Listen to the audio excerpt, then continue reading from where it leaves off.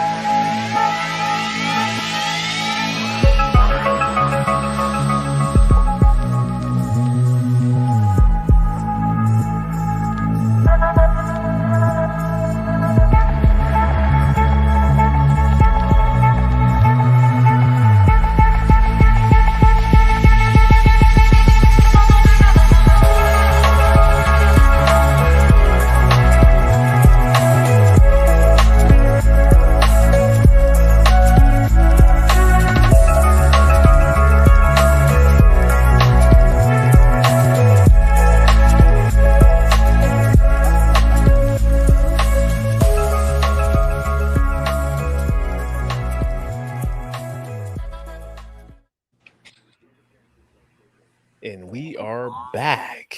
We are back. Yeah. Oh, there she go. Still with Jay at. All right, so let's jump right into this thing. The last time we met up, it was actually part one of the urban spiritual journey, and we had a really good show. And that show, just shed light on the fact that you have a lot of people in urban cities, and we consider like urban folk who grew up in the city who let it be told that we have had a journey spiritually that is not talked about too often. People speak of spiritual things and from more of a religious perspective, but at the same time there's a lot of things that have went on, things that go on, and things that people experience that we those untold stories that are great stories. But at the same time, I wanted to bring a voice to those individuals who can share their journey from an urban perspective about how they have evolved spiritually throughout their particular incarnation in this life. And it was a really great discussion. And a lot of people resonated with the fact that they have experienced some of the things that we talked about, but they really don't have anybody personally that they can share those things with. So they kind of keep them to themselves. And that's one of the things that I wanted to do with this particular segment, is to highlight those things and have people who were able to resonate with them, and then feel comfortable with opening up Pandora's box when it came to that. So on that note, my first question, and this is something that I wanted to ask you guys the first time, but I'm gonna ask it now. Personally, what was the hardest part about cultivating a relationship with spirit? I'm gonna say spirit. People could say God, whatever you want to use the interface with, that's fine. But I want to know, what was the hardest part throughout your journey, you building that relationship as you went on that journey? Like, what was the hardest part of that? Whatever it may be, whatever it is, it's your story. But what was the hardest part cultivating that and becoming comfortable with it to say, you know what, this is my lane and I'm comfortable in it. But before we can get there, it's kind of like a rough ride. I know it was for me. Anybody want to go first? I'll go first. Two things though. That's a two-part answer. First of all, it was battling growing up like Christian Baptist. Right. Battling the things that's been ingrained in you from going to church. Right. Because in order to really find yourself, in order to really start that journey, you kind of have to ignore and erase a lot of things that you were not really taught, but like a lot of stuff that was forced on you, right? A lot of the questions that you have concerning Christianity, and at least for me, a lot of the elders won't answer those questions. So you kind of have to start over. And it was kind of alienating. So the second part to that answer is it's lonely. It's lonely, Right. especially for me, because I started that journey so early when it wasn't really cool. Like I should have been doing so many other things. Right. But 17, 18, 19, I started my spiritual journey. So it's lonely. It's not cool. It wasn't the end thing to do. So you have to really be comfortable with yourself at some point, knowing that, okay, these are the things that I want to know about, and I want to be this kind of person. But I will say, having said that, some things when you start to learn, knowledge, once knowledge sets in, you can't unlearn it. Right. And once your eyes are open, you see the whole world completely different. It's like you ever hear the term like rose-colored glasses? Like It's almost like you put 3D glasses on and you see the world from a whole different perspective. And at that point, it doesn't really matter. That loneliness is you become kind of like a hermit. And I kind of tuned in and went inward with that loneliness. And that helped me to become, that helped me on my spiritual journey. So what started out, that loneliness was like detrimental. It was like, I didn't like it. I was alienating myself from my peers because of this journey. But you learn when you get older that that's something that you have to do. That's part of your journey, is being alone. Right. Mm-hmm. Right. It's funny you say that, because one of the things my teacher used to always tell us, one of the precepts as you being an aspirant on the spiritual path was the spiritual journey is one and alone. He used to always say that. I was telling somebody recently that the only thing that's constant in your life is you. Everything else is passing through. Everyone else is passing through. And everybody in their personal life, they're passing through, they're on that journey by themselves. That's right. We may have children, we may have uncles and aunts and friends and all of these people. But the thing is, the time you're born up until now, the only person that's been experiencing everything you've experienced is just you. So when it's time to exit this plane and go on with your journey, the only person that's going to be going is you. So everybody else is kind of passing through your reality, but you're the constant. You're the constant variable in everything.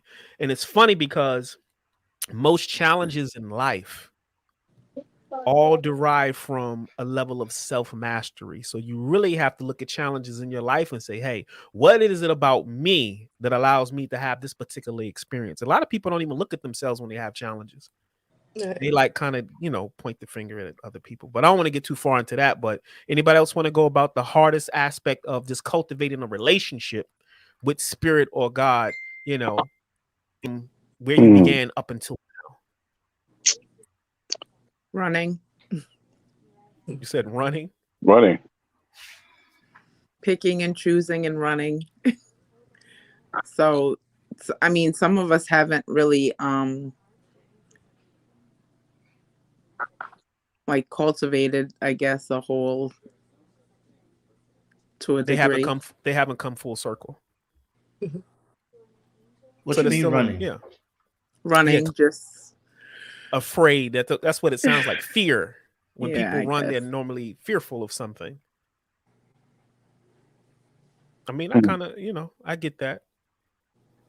The hardest part is if I can understand what you're saying, when people run and they're on this journey, they're more fearful of the potentiality of what it may be. Because sometimes you can know something can be so powerful and great, and you know it, but you run from it. but it winds up catching you. It will I at some point. know. Huh? Yeah, it will at some point. It'll catch Yeah. you. Yeah. So that's the hardest part for your journey is running. At some point, you're gonna get tired of running. You're gonna have to submit. The surrendering is what it is. Okay. Yeah, the surrendering, like you know that you should, and you know, like it's like I don't know how to explain it. It's like a pick and choose. I mean, I understand. Yeah, because yeah. when you really look at it, You want to surrender, but it's just you're so used to just kind of. So you think you're running from what you knew was the truth, or you're running because you don't know what's going to happen? No, I have an idea what'll happen. So you're running from what you know to be your truth. Yeah. Yeah, it's almost like yeah. A fear of the truth. Yeah. This is prevalent, especially with people who have gifts. When they have gifts, they definitely be in a full sprint. Yeah. Sometimes it get a little too real. Yeah. Yeah. Yeah. That's Yeah. I think it's experiences. You like go through. I know for me, I went through a lot of experiences. A lot. Even from a kid, I can remember one time I was at a big family. We used to go to like these family reunions. They used to be all over the place, like New York, Atlantic City, just different places, right? And I remember one time, I don't know if my cousin spent me around or something, but I swore I saw somebody walking on a wall. But I don't know. I know because you know. I don't know. That's what you mean. That's your running part. She knew, but she didn't want to know. Even one time, I don't know if it was sickness, like maybe because my mother would get me vaccinated, of course, you know. So I don't know if it was something like after I got vaccinated or something. And I remember one time I was in my sister's room and I saw like cartoon characters. It was weird, like walking through the walls, coming out, something crazy. Then I remember my sister, she was like, she kicked me out her room one night and put me back in her room. Because I used to have, when I tell you, I used to have nightmares as a kid. They were so horrible. Like, I was like, I'm not going to bed. Like, Sound like me. I Yeah. got somebody tonight because they were on me. And I remember my sister kicked me out the bed because she swore I levitated Mhm. in bed. So She's like, oh no, you got to get out of here. she like put out her room. So I remember just having that eye as a kid. You know what I'm saying? So even in adolescent and, you know, moving forward, I always had an eye for things like, you know. So you think those experiences made you frightened, or did they draw you in? I think it more than likely it drew me in to be able, because like I said, I experienced so much with individuals Mhm. that I had to be able to protect myself. Right. Because I knew who I was early on. I was just like, you know what? Let me just start figuring out some things because I need to know who I am, Right. where I'm from, you know, and I need to know how to be able to accept whatever gifts that I got and start using them. You know what I'm That's saying? that's yeah. And I started using them early. See. When I started having my children, that's when I really, really, really start using those gifts because it was us. It wasn't, you know, it's me and my daughters. So I needed them to be able to help me navigate, you know, Right. through life. So And how did you use them like voluntarily, or was That's it what I like was gonna ask. involuntarily, like it was just natural. just natural? Natural calling. It was it was like I started separating myself from certain individuals. You know, I started just moving away from things that didn't serve me no purpose. You know what I'm Right. saying?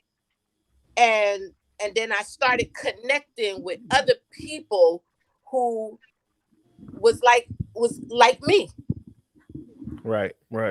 I think that probably would be a help, connecting with people that that get it. Even though like I have connected, but like connecting with people that just actually and maybe can like guide you or something. I don't know how to even explain it because some things are like involuntary and you just kind of sometimes you try to ignore it and just like, you know, or you pick and choose what you're gonna.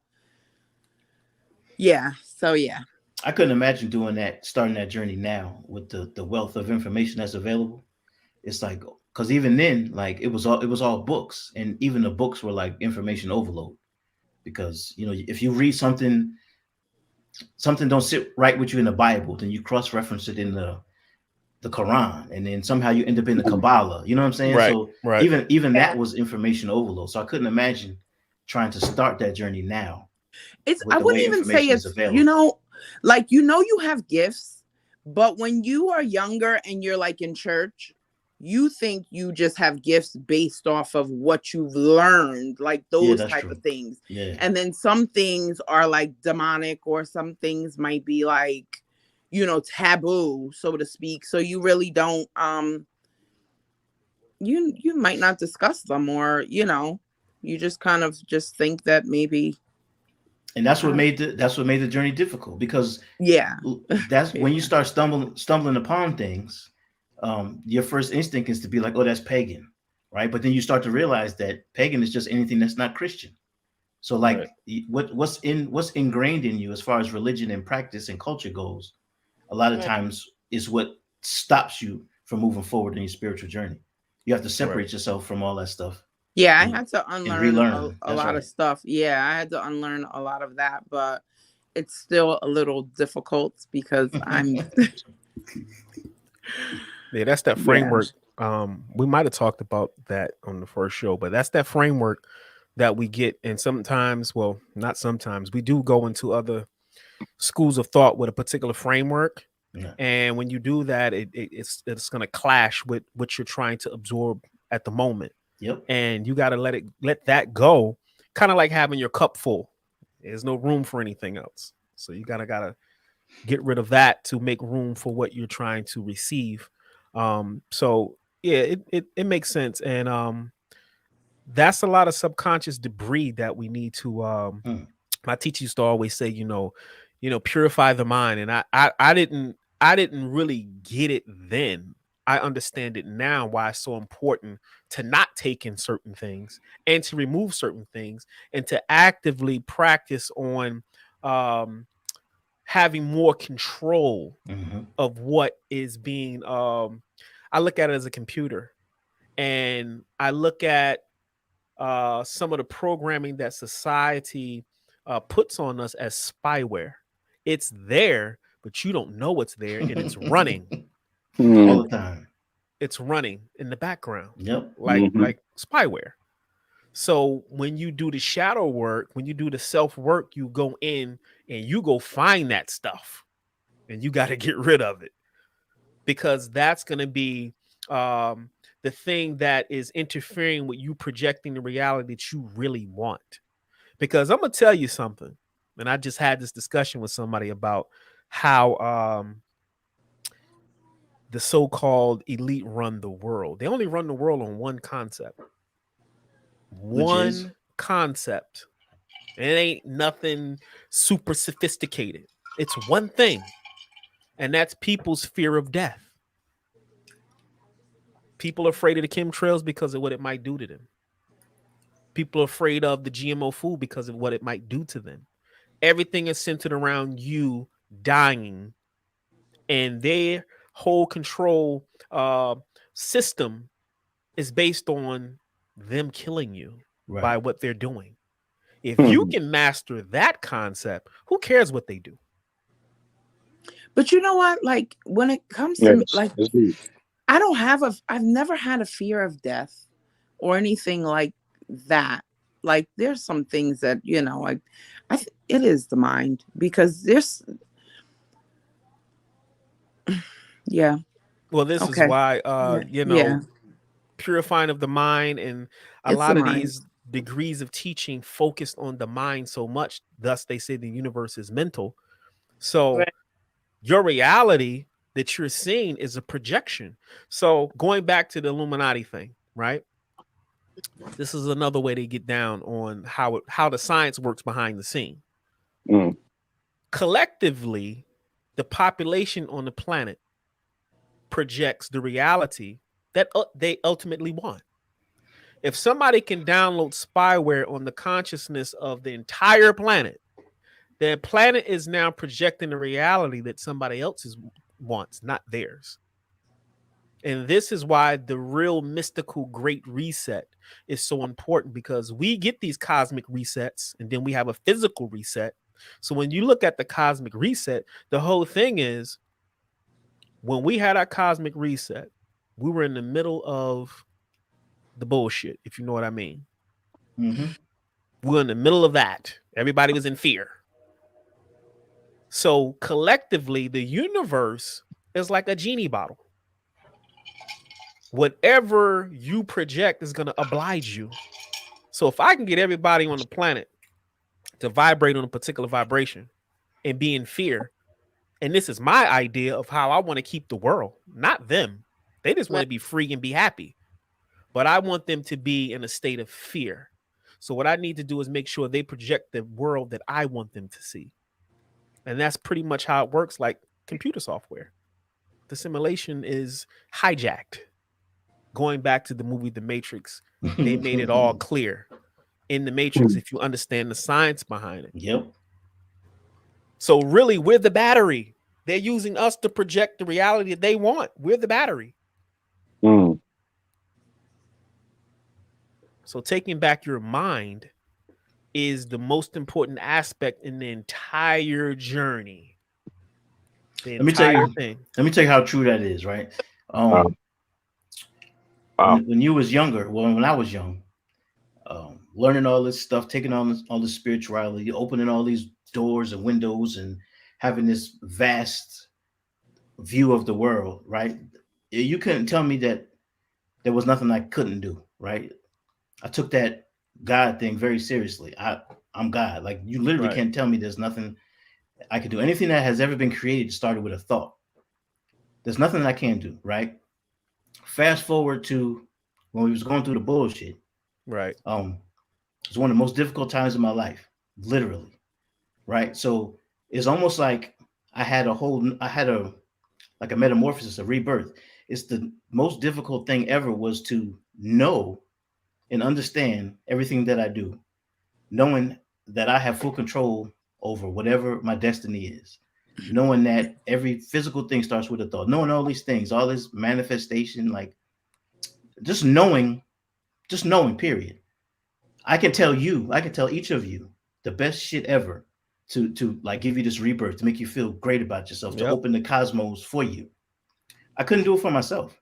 So knowing all that I know, in the back of my mind was, damn, if you quit your job, how you gonna feed your family? Well, damn, if you do this, this is gonna happen. Well, if you do this, this is gonna happen. This is all shit that has been compounding on me over the past 40 years, right? But when I'm 20, I didn't give a fuck about none of that. I mean, can I curse? My bad. I didn't really care. No, yeah, you could. I didn't care. I didn't care about anything. You couldn't tell me nothing. You literally couldn't tell me anything. Well, if you God, make it rain. Well, give me a month and I'll figure out how to build a cloud machine. Like you can't tell me nothing, right? Yeah. When we was going through this whole little thing, I don't know if it was a reset. I don't know what it was, but it was like hell. So that probably was my most difficult journey ever in life, is to have the weight of knowing who you are, knowing the power that you possess, and not being able to manifest it. Like I was stuck in a bubble. I couldn't move for a year. Right. I don't understand the concepts of depression and anxiety. Like that shit didn't make no sense to me ever. I never had low self-esteem. None of that shit resonated with me ever. But I had to completely relearn everything. I had to redigest myself, basically. Rediscover, put ego to the side and rediscover who I was. So I'll be 48 next month. So I was 46 at the time. So it's crazy, but that was probably the most difficult part of my journey, was to relearn everything that I know to be true and then apply it. That's true, because everything that we do know, we technically don't know, because we're in a realm of infinite possibility. So it's ever evolving. And one of my good teachers used to say that God is not perfect. And I was like, what do you mean? He said, God is not perfect. He said, God is on a path of perfecting itself. Right. The process at which it does that is perfect. I'm going to say that again. That makes perfect sense. God is not perfect. Yeah. God is on a path of perfecting itself. And the process at which it does that is perfect. And when I digested it and got it, I was like, light bulb. That's really dope. Like, puts it in perspective. Like everything we go through, even the bad actors, actors are playing a part. They got to do what they do as a catalyst to make us get where we need to be. So you take the bullshit that we recently went through. Those who made it to the other side graduated. Right. They've been prepared for the next level. Something else is coming. Everybody ain't gonna make this level. Right. And it's just gonna keep going because it's perfecting something. Mm-hmm. And the process at which it does that is perfect. So everything and everyone is playing a part in this whole thing of God they call it the ascension. So if we're ascending, if everyone is ascending, then we're all going through the process at the same time. But the fact of the matter is everybody's not going to look at it as ascension. They're going to look at it as, some people will look at it as gloom and doom. Mm-hmm. Woe is me. Mhm. Why me? Mhm. You know. Right.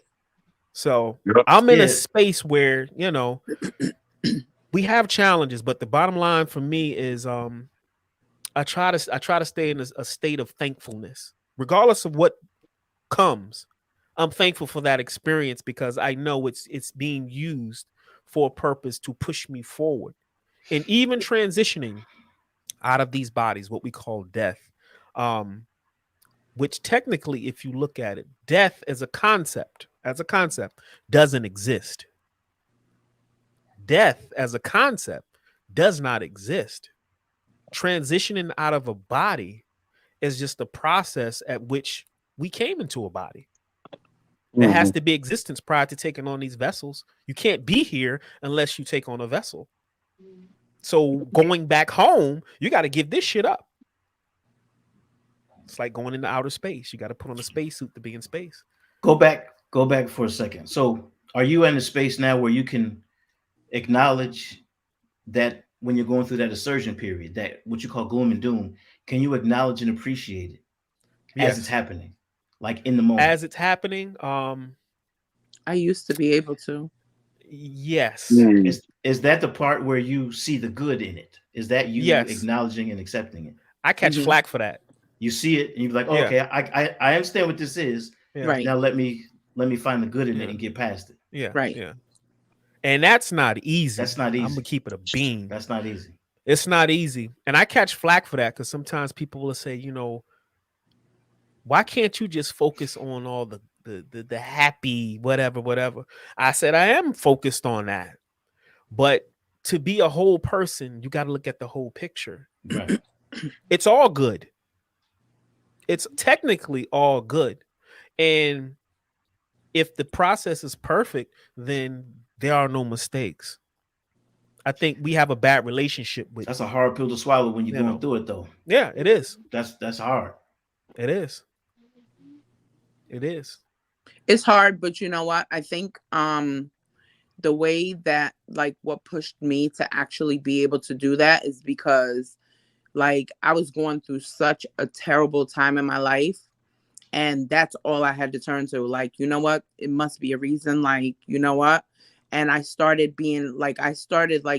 giving thanks and being thankful at the present moment with tears in my eyes and everything. Right. Like, at the very moment of going through whatever it is that I was going through. And each time I would do that, I guess it built like some sort of strength in me or something. I don't know. But Yeah.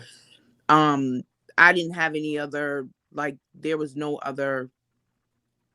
So it's almost like I had no other choice. Like, You don't. That- At some point, that you was just it. gotta let Like, go. At some point, you just like, you know exactly. Yeah. what? My Exactly. turning point was, okay, whatever I want it. Whatever's coming to me, I want, good or bad, it's mine. I want it. Give it to me. I want it. Right. I'm ready for it. Yeah. And at that point, it is what it is. Because whatever it is, I'm gonna get through it. And I Right. just said to somebody the other day, like, I remember being on that path and I veered off. And I don't remember when that happened, or, you know what I mean? I didn't even realize that I had veered off of that until acknowledging it when I was talking to the person. You know what I mean? Like, Yeah.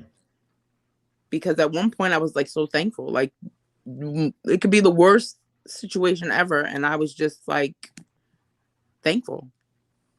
And then it just stopped. Like, and I veered off. So It's a teaching moment. yeah. But if you really think about it, every situation you've ever been in your life, no matter how bad it seemed, you always came out on the other side. Yeah, because you're here. Mhm. Mhm. And once I got that, I was like, damn, let me stop tripping about certain things. There's no need to trip. Let me do the knowledge to it. Let me sit here and, put this thing together so I can maneuver better, So, But it also made me, I don't know about y'all, but it also, every time you go through something like that, it chips away a little bit of the outside world and it makes me go more in. So the more stuff I go through, the more learning experiences I have. I don't want to deal with people, to be honest with you, because get like that. They're not I going to be get like on the journey that I'm on, and I'm quite comfortable being alone, and I don't really like the distraction. So I don't know if that's a good or bad thing. It is what it is. But the more I learn, the more I become comfortable with self, and the more I learn about the universe, the more I don't really want to fuck with people. That's not a bad thing. Yeah. That's actually that is the personal journey of the soul. Right. Now, if you're called as a soul to uplift humanity, then you have a different assignment, because we all got karmic assignments on what we came here. Yeah. But universally, everybody's assignment is to reach enlightenment. That's for everybody. Yeah. But if you're called as an enlightened personality to uplift humanity, then you may be called to minister to people, or you may be called to teach a school, or you may be called to start a podcast. Like, you are now designated as a light bearer to lead the way for those in the dark.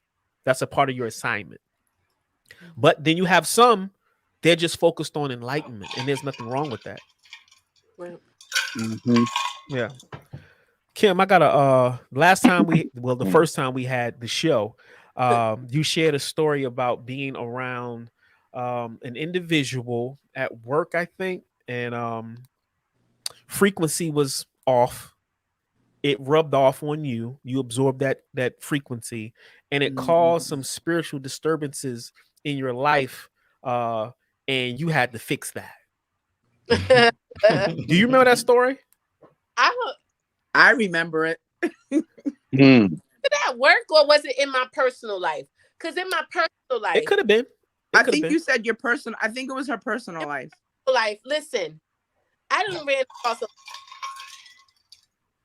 You know what I'm saying? And I didn't realize they was demons until, I guess, maybe I got to, I ascended to where I needed to be. Right. So I ran across a lot of demons in my life, but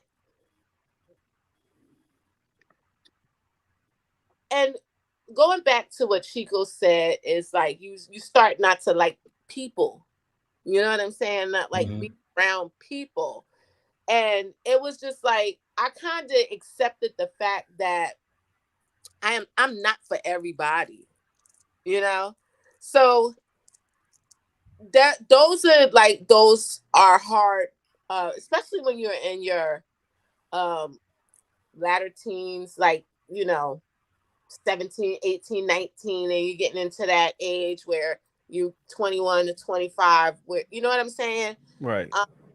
And you start losing, you start disconnecting from a lot of people. That's rough, going through those type of situations where you disconnect because you're just not on the same frequency, Yeah. And so it took a lot for me to be able to sit back, and I'm not going to, and maybe even a few years ago, maybe I really sat back and I evaluated each individual that was played a part in my life or I had any contact with, and I really analyzed them deep down. And I said, you know what? I can't blame them. It's not their fault. That's when I started making peace with any situations that I ever had to deal with in my life that caused me any type of, I don't know, whatever. But You know, I had to really deep down go into their background, into their surface. That's too much. You tried too hard. I said, no wonder. Okay. You know, I can't even. You start to empathize with Yeah, you empathize. You empathize with those traumas because you don't realize that they're traumas And that's true. at that age. You think that people are just being mean and they're not being nice and or whatever. They just don't like you. Yeah. Or whatever the thing. But when you analyze it and you go deep down inside, you be like, yo, they had some traumas going on. Right. Yeah.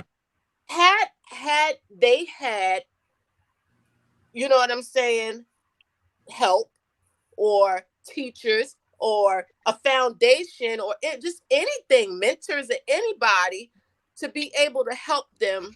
Yeah. You know what I'm saying? Things might be different. So you kind of got to forgive, you know? Yeah. You got to forgive. You got to let go. You got to make peace. Right. And one thing about me, I made peace with so much in my life, any and everything that I was confronted with, even as a small kid, all the way up until now. I made peace with it because you just don't know what people on the back end, you know what I'm saying? So that's hard to do, but you have to in order to move forward and progress like yourself. Yeah, that shows a sign of progression on your part. Yeah, you have to. Progression and peaceful. Yep. Right. I'm at That's cool, but I'm petty. Yeah. Be a lot. I'm petty. Be a lot to get Chico, to where No. I am. Yeah. A lot. Oh my gosh. A lot of candle burning. I hear you. Right. A lot of going to see, and most people think, oh, it's so taboo. I had a spiritual advisor, a spiritualist that I think everybody needs that to a degree. I wish I had one, to be honest. honest. I wish I had one too. Mama Kita, from the time my daughter, I want to say maybe my daughter was 3 years old. 3. Okay, she's 21, right? And I connected with this lady named Mama Kita from Ghana. And she used to sell material, because if you don't know, my mother sews. My mother's she's a gifted seamstress. So if you do follow me, I do post her at sometimes. And the things that she makes by hand with no pattern. Some things are with patterns, but she's gifted, very gifted. As a kid, she used to make my dresses, all types of crazy stuff. Dolls, everything. But anyway, I met with this African lady from Ghana, Mama Kita, and she used to make dashikis. And my mother would get African material, and I would bring her the material, and she'd make African dashikis for me, or she'll make head wraps and stuff. And then I found out she had a whole nother side to her. She believed in Ifa. She was from Yoruba, like the whole Yoruba. And the thing with those type of African spiritualities, you need you don't need one, but you probably need about 10 people working with you. Mm-hmm. You know what I'm saying? So it's not one. So she was one that I had. And then from my job, I had another girl. And she actually moved to Boston. And she was heavy. She was heavy in it. And she was a Caucasian girl. I want to say she was Italian.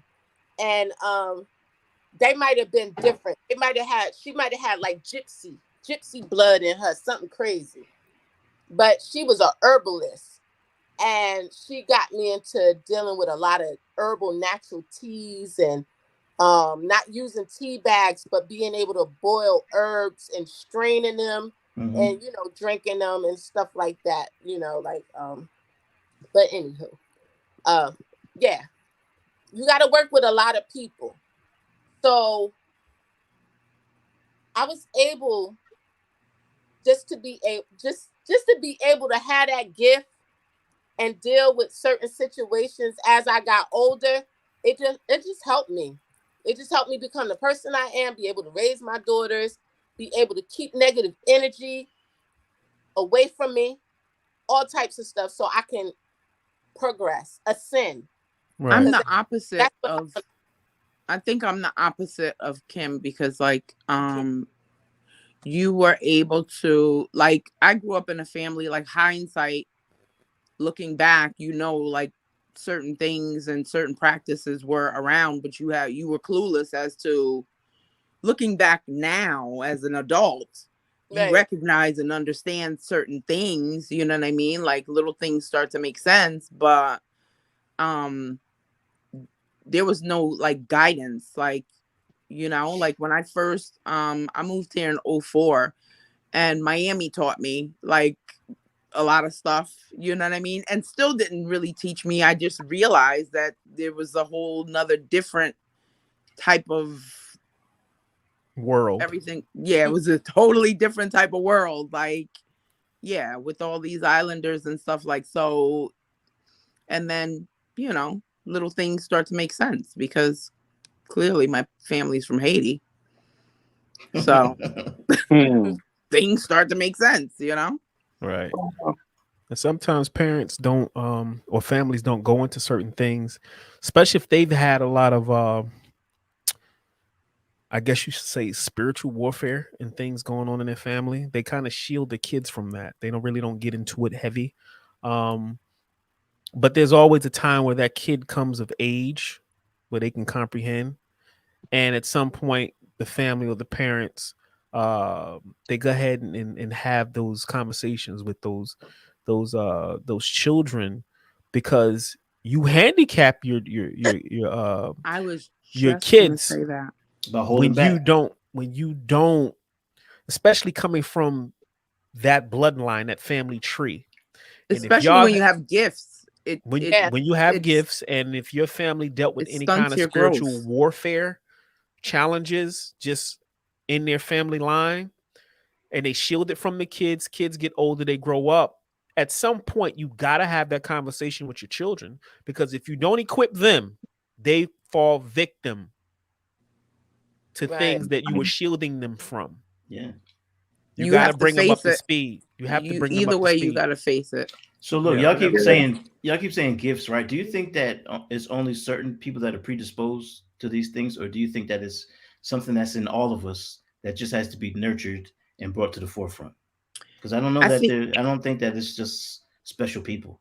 I think it's. Yeah. I think we Right. all have gifts. Yes. I think we all have gifts. They have to be nurtured, but I think for some people, you might have let's say football players. You might have one that's, like, naturally good at football, like, from the time he was, like, Right. born, and then you have Yep. another one that you have to train to Yep. become like that one. Same Right. The gift is still there, like, you still have that in you, but it's just you have to work a little harder on. Some people just kind of, whether they want it or not, just have this. They just have. Right. And What else? also, I would like Go to ahead, say, Dave. But we all have.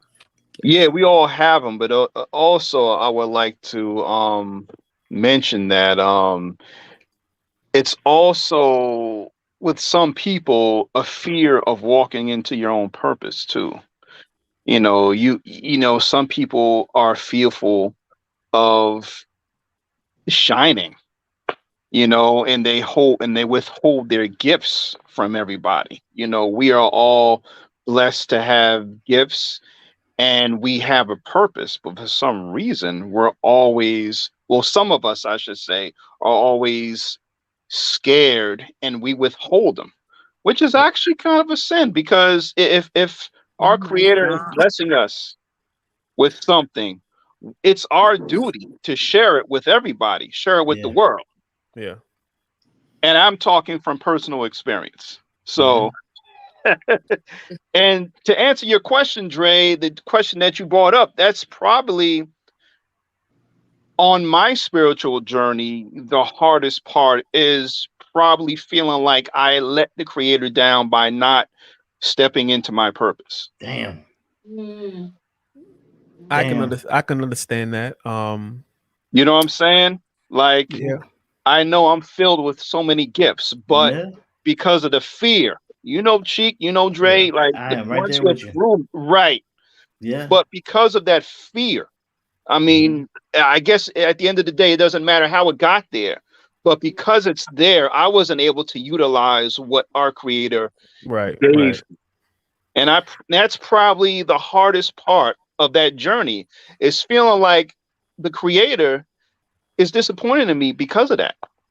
Here I blessed you with something and you're not using it. Yep. So what Right. good are you? You know? Well, let's look at it like this. Let's look at the big picture.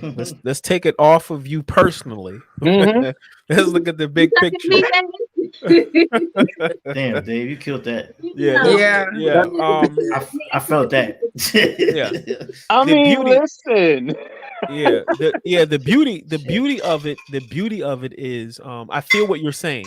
There's a lot of Right. people like that. But don't try not to personalize it. And I know that's not, easy. But here's the thing. Here's Okay. the thing. Remember we talked about, God or source perfecting itself, and the process at which it does that is perfect in its design. Mhm. This particular incarnation that you're in right now is a short pit stop as Dave. Dave as a concept or personality doesn't exist. Only the source that's driving your machine is the real you. So whatever it is you don't accomplish in this particular incarnation, you still have to pick up in the next one and continue your journey until you reach what they call Nehas, or the Great Awakening. Once you reach that, there is no reason for any of us to come back here and go through this anymore. We move on to a whole nother level of existence, according to our ancient teachings. This is not a Dre thing, but I'm just relaying the information as it was given to me. So I feel what you're saying as the ego personality called Dave. I feel what you're saying, and that's a natural thing. That's a natural thing. And you have a right to feel that way. But just remember, the essence of you is on a journey. So you're going to continue this thing and get it all right when it's all said and done, as you complete the process. Yeah, but that doesn't mean that you like skip and hop Not through this give life. up. Right. Oh, no. You can't. That's why how you feel right now is a necessary it's a necessary evil. Yeah. For lack of better terms. You can't forsake it. You have to be in a state of gratitude, like I said before. Yeah. So we all, in the end, which is the beginning, we all win. It's just the journey, and our personal perception of what's taking place is the challenge. If that makes sense. Right. As far as the gifts are concerned, Chico asked the question about, do we all have the gift? We all have the gift. Certain people have a stronger Wi-Fi signal than others. Yes. I'll say that. Right. No. So you should Photoshop that. Yeah, we have everybody has the capability, but certain individuals. That's going to become a meme. What? Dre, come on, man. The Wi-Fi signal. Yeah, certain people interface better with source. Right. In that, does that make them special? It puts let's take the special out of it, because then we'll get into ego a little bit. More responsibility. Yeah, if you look at it as just a ranking on where things are in the big schematic of things, certain people rank higher on the purpose scale. But everything is used, waste nothing. But certain people have a higher purpose in the greater scheme of things. I'll just say that. So if you have a greater Wi-Fi signal, you can tap in easier, manifest easier, right? Have experiences easier than others. but we all have the ability. That's a nice way to put it. Let me ask you something, Dre. He's talking about Wi-Fi signal and receptors. Personally, I found that when I cut my locks, Uh-oh. I was a little my signal was a little weaker. Oh, You know what I'm saying? You follow me? Yeah. And I always shit 98, 96, something like that. Was with a lot of Rastas, right? Yeah. And one day changed my life forever. Rasta came and started calling me Curly Locks, right? Yeah. Because I started with twists. There was just two pieces of hair twisted together. Started calling me Curly Locks. I didn't like it at all, right? I felt disrespected. So one day I questioned him about it. He was like, "Listen, young man, answer me a question. You growing your hair, you growing your locks from your head or from your heart?" What kind of dumb shit is that? But later on, it sunk in, right? Yeah. And when I cut them off, boom, cut them off, started again, and they became literal antennas. Antennas I used to call them antennas to the sun. That's how I attracted my energy. I said all that to say, I don't find it ironic that when I started going through a rough patch is when I cut them off. I wasn't in tune. Now my question to you is: you had locks at one point, right? Twice. Did you notice the same thing? Yeah. When I cut my locks off, I became a lot more worldly. If that makes sense. Yeah, 100%. Yeah, I became a lot more worldly. Yeah. Yeah. Had to do a lot of refocusing, man. But yeah, they're really powerful. So, like it's funny how people. It's a real thing. It's definitely a real thing. Wow. Yeah. So and with that being said, I had to kind of circle back around and reinforce some things to bring me back to center, and but yeah, that's part of the process. But like Tasha you said, it's part of the answered process. The question. Huh? Tasha has a question. Oh, Tasha never answered the first question. Good one. Oh, she's trying to get away. Yeah, what's the hardest part of your spiritual relation? Your journey, building a relationship with spirit They're or gonna make God? sure Tasha talk tonight. Yeah. She's taking in a lot. Yes, absolutely. I'm really taking it in. I'm really like listening in, and you know what I mean. So I think the hardest part is now, because for me it was like in the beginning when I was younger. I think I always had a connection with spirit or whatever. I don't know at what point in my life, maybe some trauma or something that triggered me to kind of, I don't want to disconnect, but something happened where I just kind of, I don't want to say lost it, but wasn't so in tune to it, right? And in tune to things. I always had these, when I was younger, little knowings or whatever it was. I don't know.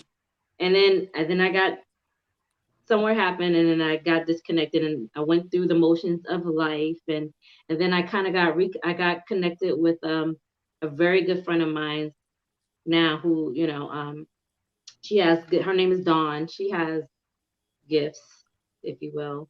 And she kind of got me back on it, but I still wasn't like ready. You know what I mean? It was like I forgot. It was just like, I don't know. It was like my mind was totally wiped of everything, right? And so then now it's like a rebirth. And then something else traumatic happened 3 years ago. And that kind of opened up everything, right? Right. That brought me back into, and then everything started hitting. And then that's what, and then now I'm scared. Mm-hmm. Everything is hitting me at once. Mm-hmm. I'm hearing this. You're supposed to do this. I'm seeing this and this and whatever's going on. Everything's happening to me at once, and I'm like, "Oh shit! Wait! I don't want to. I don't want this. Because before I used to be so fascinated by it, and I used to be like, wow, fascinated with people who were so in tune and just could just embrace it. And it was just like, yeah, blah, blah, blah. And I'd be like, wow, I wish I could do that, not knowing all along I had it. And I never knew that certain things that would happen or that I would know or I would see or whatever it was because I had it, but I just blocked it out. And now it's just like, now that I know and I'm aware of everything, I'm scared because it just hit me. Like it hit me too hard and too fast. And I'm like, wait, I gotta figure out how to process and deal with it all. So right now, the hardest part is now being reacquainted with who I am and what I know and what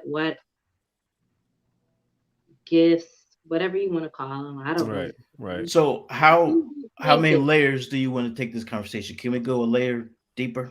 Yeah. What I learned, right, to get over a lot of my fears, I started in my dreams. Mm-hmm. Once I was able to control what happened in my dreams, like in my dreams, I'm a superhero. You can't do nothing to me, right? But once I started realizing that, oh shoot, I can go places in my dreams, or even if it's a nightmare, right, I can fight back in my dreams, and I always win. That subconsciously, I guess, I don't know, maybe subconsciously gave me a strength that I forgot that I had when I woke up. So having that confidence and having that strength in my dream allowed me to pursue things that maybe scared me a little bit when I was awake. So that's a good place for me, and at least that was a good place to start, was in my dreams. Once I took over my dreams, a lot of things started changing. All right. To add on to that, I'm gonna give you an example of what he just explained. We've all seen The Matrix, right? There's a scene where Morpheus is talking to Neo and he's training him. And he says, you know Kung Fu. Neo's like, no, I don't know Kung Fu. And he downloads it. Yeah. Now he knows Kung Fu. And wherever he downloaded it from, which was the real world, he downloaded it into the Matrix, which is this world. And he was able to utilize it inside of the Matrix. Mm-hmm. What Chico's explaining is the world without limitation, where it all goes down, where you can be fully God, is in the realm of thought or mind. And when you're there, that is a place where things are projected from. So if you do a lot of work there, it reinforces this matrix, because this is a matrix. This is not the real world that we're in right now. This is just a projection of that world. It's a slower vibration. We're living in a slower vibration of the world he just explained, where he goes and he's a superhero.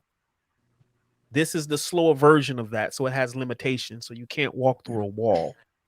Wow. Wow. That's unique, because you want to finish? I'm sorry, I didn't mean to. Oh no, go ahead. No, Kim, yeah, go ahead, honey. I want to know how you get there. So to me, for a person who dream a lot, is in conflict. You're in a lot of turmoil, and you're in a lot of conflict with dreams. Why you say that? And I'm just, I mean, like, this is just what I think about dreams, because I don't dream. I don't dream at all. When I rest that night, it's what I do. I'm at complete rest. Wow. I'm probably at a heart rate. I can hear my heartbeat when I'm resting. I know some people like that. That's wow. Legit. I want to be there. I can hear my blood running through my veins. So you're dreaming. And no, I'm not dreaming. If you're sleeping and you can feel that, you're having you're projecting. I'm not in dream yet. I'm not in dream state, because I'm aware. You're aware. Gotcha. Things. I know what you're talking about. I can hear it. I can hear my heart. When you say aware, are you aware of your surroundings in your physical reality? I'm aware of everything. My senses are very heightened when I'm going into rest state. Okay, I'm gonna add on to that, but go ahead. Yeah. Almost like I can hear a pin drop. Yeah. I don't want to hear the pin drop. And if I hear something and it wakes me up, I'm angry. Because I need rest. I'm to the point now before, like, whoop, you could wake, you know what I'm saying? Call me, hello. At now, if you disturb any type of rest that I'm trying to get, I'm angry. So what I do is I legit make sure everything is locked up in my house. Now I even turn my phone off, and I set my phone to a personal. So there's only about 10 people that can get in touch with me. So if my phone rings, when I set it in that personal mode, I know it's real important for me to get up out of my rest. Other than that, I'm going to rest. Now, when I have a dream, I remember my dreams. I mean, I'm not saying that I'm not probably dreaming, you know, when I'm resting. I don't know. But when I remember and I wake up and I remember my dreams, and I can really sit back and say, oh my God, I got to make a phone call because I had a dream. And they're few and far between. I need some help. I need somebody to interpret this because I can't interpret the dream, or something happened or something's going to happen. Right. That's when I dream, you know, because I believe that's the universe. When I put my manifestations or whatever I put out there, that's the universe responding to me. When I wake up and I said, oh, guess what? Guess what I dreamed about? Yeah. That's the universe letting me know, talking to me. Whatever the universe I put out there, whatever the universe wants to give to me, they gave it to me. And I need to make sure I let whoever, and I need to let it be known. So I'm going to call about 5-10 people that think, girl, guess what happened? I had a dream about that, you know? When you're first falling asleep, right? When you're in that quiet space and your all your senses are like amplified, can you feel yourself slip into something comes over you, right? And then you're like, okay, I'm asleep, but I'm still aware. But can you recognize that point? It almost feels like a calm, like I equated to like, remember when we was little, people would do that shit when they put their hand on your head and go like that and make like an egg broke over your head. So that feeling comes over your whole body. Yeah. Do you feel that? I mean, I have felt because I'm able to. Why do I know what he's talking about? I can meditate. I don't have cable in my house. Dre, do you know where I'm going? I know exactly. I know what she's saying. I know what you're saying. Okay. I know what Joe's thinking. I felt. Yeah, we're gonna unpack this thing. Yes, please. I felt that body. I felt my muscles release. Yes, that's what I'm talking about. Right. But then after that, are you still aware? After that, it's like the most calming feeling, and you're like, oh, okay, I'm finally at rest. But after that, are you still aware of what's going on? I'm not aware because because it takes you 2 hours to fall asleep.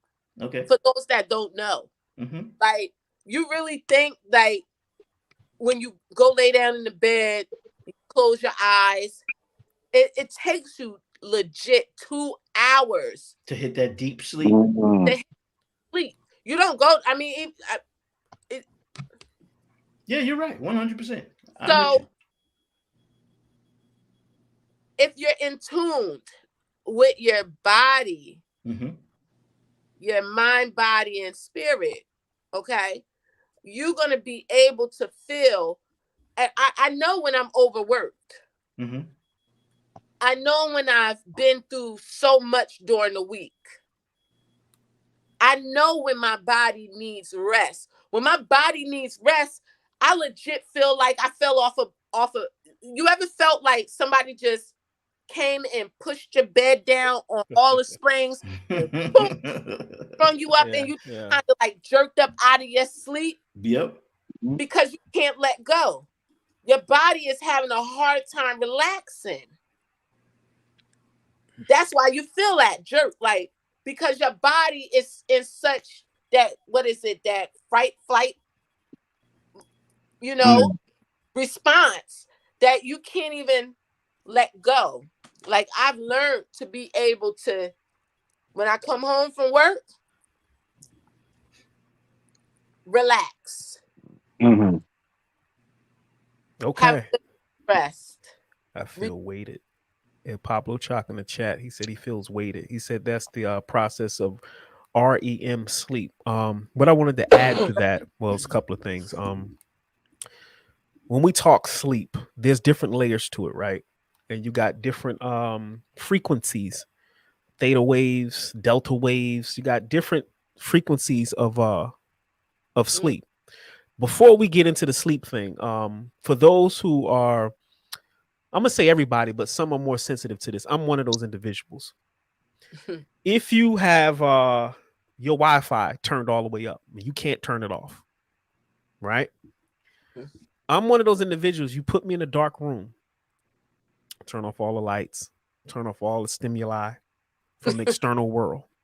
My Wi-Fi signal goes on super blast because there is no interference from the outside world to bombard my signal at this moment.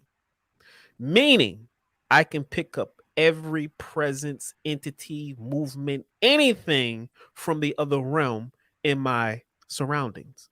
The only way for me to get proper rest, I have to have something stimulating the external world to keep my higher senses from latching on to the unseen.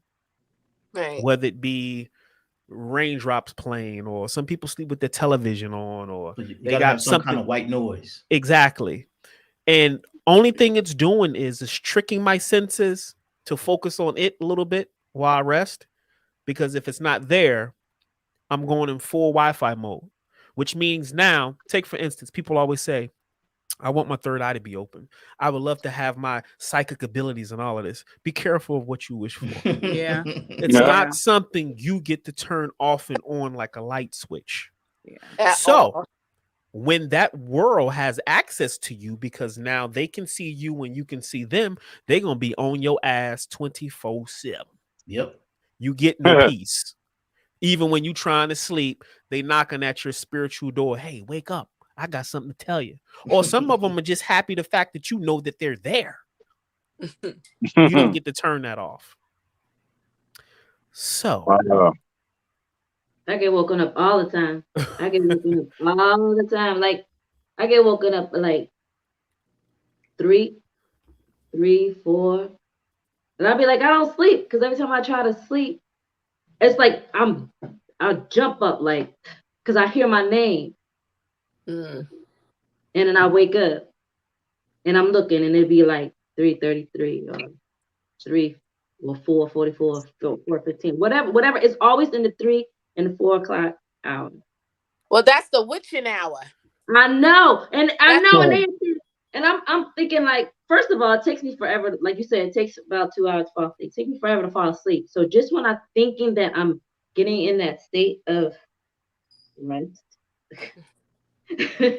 Something I will automatically hear my name or see I hear something and I pop up and I look and I'll be like, damn.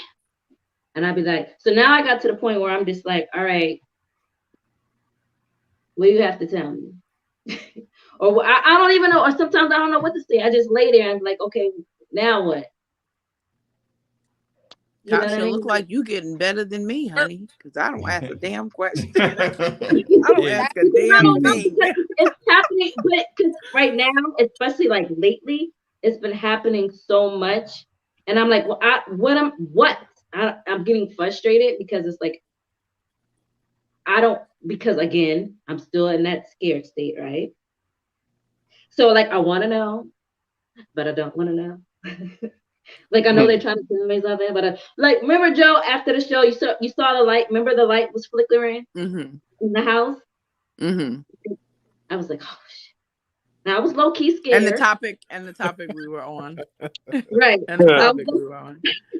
Because Joe showed me looking, I looked, I said, and she's like, I saw you. I was like, oh, you saw that? Because sometimes I'll be thinking I'm bugging out, but it was kind of a relief to see somebody actually see that I'm, experiencing stuff.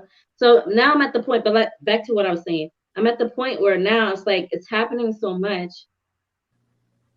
I don't think I know how to receive the message. Does that make sense? Mm-hmm. Yes. So, and I don't know. I don't know. I think sometimes that's where maybe like spiritual advisors or something comes in, but with some like when I get something that I pay attention to, it's like he just, and it won't leave you alone. So you don't have a choice but to, because remember the topic we were on when the light flickered, like I was talking to Curry, you know what I mean? Like, so yeah, sometimes the message is clear and sometimes it might be a dream and you have to have somebody pick it, or sometimes the dream is like to a T and exactly, depending on, because sometimes and I say he because that's what he's a he, I guess. Sometimes it's a knowing. Like all of a sudden out of nowhere, you're like, oh my gosh. And you know exactly who, what you have to, like, it just drops and you just know. Like, I hate to sound crazy. This doesn't make sense, but blah, blah, blah, blah, blah, blah. Right. Now I've had that, but it wasn't for me. No, not for you. It was like for somebody else. It was like something, and I had to tell somebody else something. Yeah, right? You don't have a name. It's not a name, but you actually like it's almost like I don't know how to. Okay, yeah, I get it because but it's just like, but lately I don't know. But lately I don't know. Excuse me. If it's for me, I don't know what's going on, but they're trying to get something is trying to get my attention for something.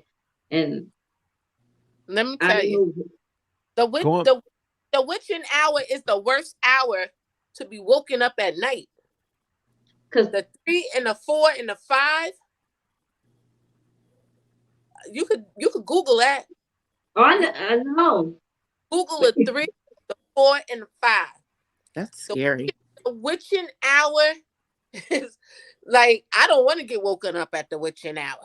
Because if I get woken up at the witching hour, I mean, like, seriously, like, I don't. Because, like you said, you know what it is. You know what it is that's waking you up. You know what you got to do. If you getting woke up at the 3 and the 4 and the 5 o'clock hour, you know what you got to do.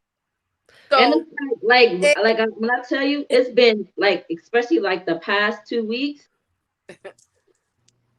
And I'm like, what the fuck? Like, but but it's on me because I'm not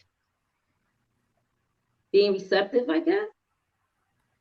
I start to think like I start thinking because I'm so scary about certain stuff. Not scary, but you know what I'm saying. Like I'm a runner. I'm a runner. I'm a track star. No.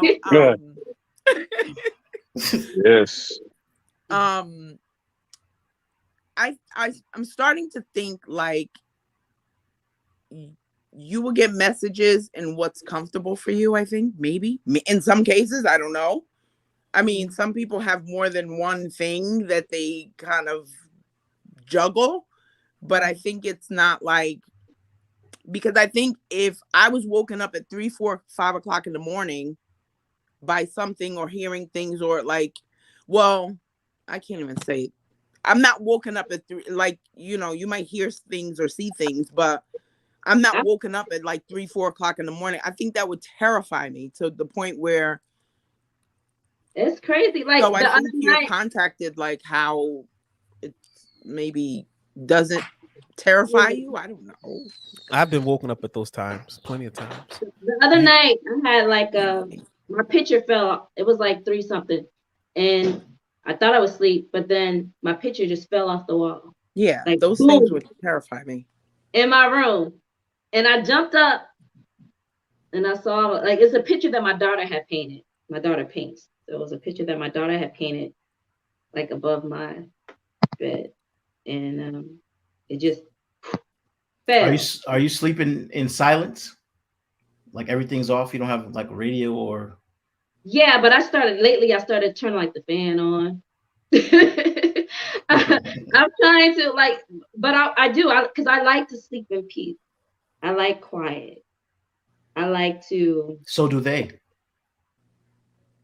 Hmm. But they need to leave me alone. I and this is everything that you guys are saying. This boils down to the topic of the actual show, the urban spiritual journey.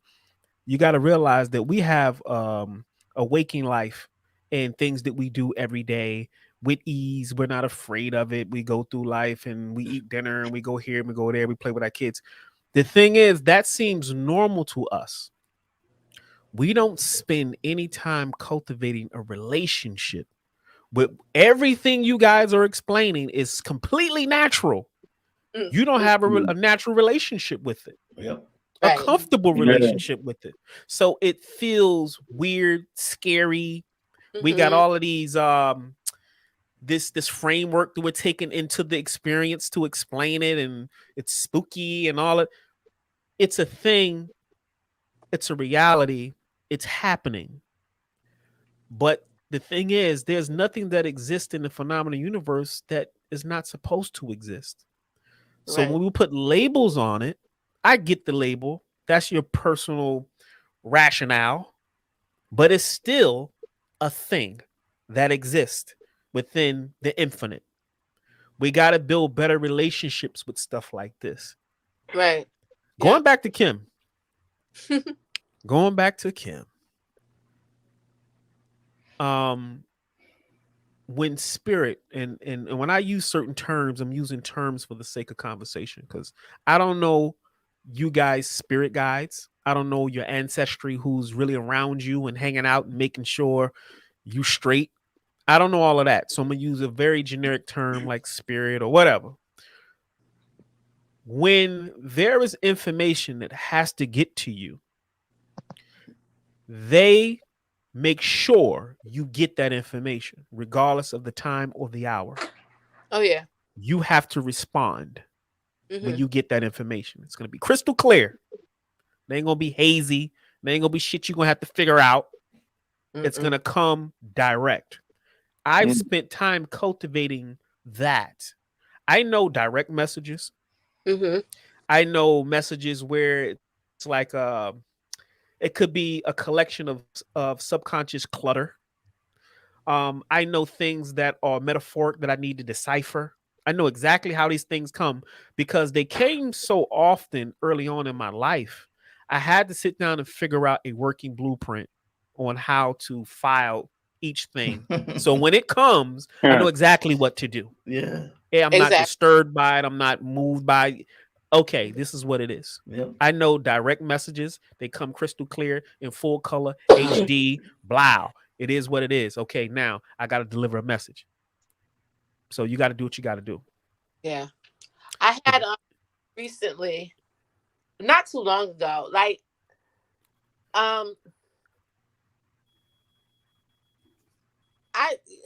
the women in my life. I disregard the clock. Like, between women, okay.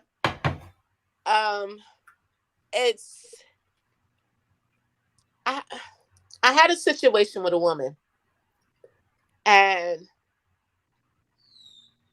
this woman must have had some turmoil in her life, right? And it was crazy because I didn't understand it. I didn't get it, because I was coming at a genuine place. Okay. My spirit the way my spirit was just, out there dangling in whatever, I just didn't get it. You were open. Which is unlike me not to pick up on your energy like that, So it was kind of weird that I had been dealing with this woman and on a friendship, because normally I don't I've always had that motto, no new friends, little associates and things like that. But as I got older and most of my girlfriends, moved away, and as we get older, we have our own lives and we don't desire to be with each other every weekend and things like that, but they're in different states and stuff like that. I had been open to accepting new friendships. Okay. And I've been battling this woman, and make a long story short, I was getting the signs, like it was hitting me, and it was crazy because I just couldn't, like, either I was avoiding it or I was trying to figure out how I was going to nail this and not offend her with an observation of her. You know what I'm saying? In order to move forward with the relationship, with the friendship. And it was like the universe was like, you want it? Bam, here it is.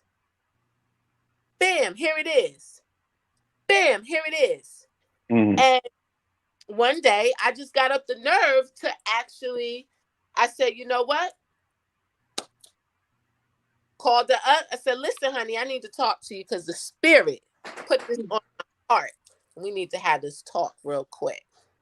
And, broke it down to her, everything. And I want to say, since that has happened, the relationship has been a little bit better. So she was receptive. She was receptive because she actually had no choice to probably receptive because of the way I approached her with it. And I think that sometimes the universe allows you to connect and reach people because maybe they need you. Right. That's true. She may have needed me. You know what I'm saying? Because of maybe all of her other past. And this is another thing. This is where a person, like, when you're at peace within yourself, you can understand, you can relate, and you can step out. I can come up out of that box, and I can look within you, and I can say, you know what? That's not my purpose. I wasn't sent to her because I had already put that in the universe years ago. I didn't want no new friends. You know what I'm saying? So anybody that I'm dealing with moving forward, it's for a purpose. I don't look at you as, oh, we friends. We just gonna go out. We gonna hang out, girl. We gonna have a good time. I am an asset to you. If I come into your life, I'm an asset because I have those gifts. I'm able to teach. I have the knowledge, and I'm able to relate. And God sent me. God gonna send me to those ones that need me. That's the way I think now. And I knew that she needed a friend to be able to relate to her, maybe whatever trauma she had going on. And that's that. So basically, you became that person who is in service to humanity. You figured that out. And that's the whole thing. When you're going through a spiritual journey, like I said, it's going to be experiences. Most people get on YouTube and Facebook, whatever, and they say, oh, I like crystals. Oh, I like metaphysics. Oh, I like the metanet and all that stuff. You know what I'm saying? But you have to go through experiences. I've been through experiences. I've seen a lot of things. I dealt with a lot of things. And I've been in a lot of situations where I could have had my head peeled back. And it wasn't even dealing with, like, and I don't know if any of you knew, I lost my sister a year ago. And my sister had been on drugs from the time me and her was 10 years apart. So I want to say if I was about 17, 16, she was 26. She was in college. And my sister dated a basketball player named Len Bias, but you know what I'm saying? And he lost his life because my sister went to the University of Maryland. Wait a minute. The Len Bias? I remember Len Bias. Yes. My sister Wow. Damn. My sister went to the University of dated, was in that circle, in that whole circle. Okay. She was never right after that. Wow. My parents brought her back to Jersey, right? And my sister was on the streets from the time I was 17 years old. So I had already been a witness and in situations, you know what I'm saying, where I had to be her protector. I had to protect myself. I done ran up in places where I had to go get her, all types of stuff. You know what I'm saying? So, oh my God. I'm so sorry. Can y'all hear that? Definitely. I'm so sorry. So I had to be able to kind of like, you know what I'm saying? He trying to get in. Yeah, right? Wow. So yeah, I mean, I get what you're saying. Yeah. Some people are infatuated with the concept of this spiritual thing, and then you got those who actually live it. Live it. You know, protection. Yeah. Being have to go to a legit knowing your root, because I knew my roots from as a small kid, because my parents, even though they were in the church, they were from a different era of church. They're not like the church now. Like the church now is full of clowns, and you know, it ain't really. You got the front side of the church, and you got the back side. The church where they were from, they could harmonize without drums, guitars, pianos, and everything. So we're talking about real spiritual spirit type work with them, because they were more so the ADOS, the African descendants of slaves. Right. Okay. They were really coming from out the woods. Right. You know what I'm saying? And bringing their spirituality. Because if you know about most of the native culture, the indigenous cultures, all down from starting from maybe Virginia all the way down the coastline to Florida, you know that they are a mixture of African spirituality, Native American spirituality, all entwined. You know what I'm some of them they believe in Jesus or Yeshua or whoever, you know what I'm saying?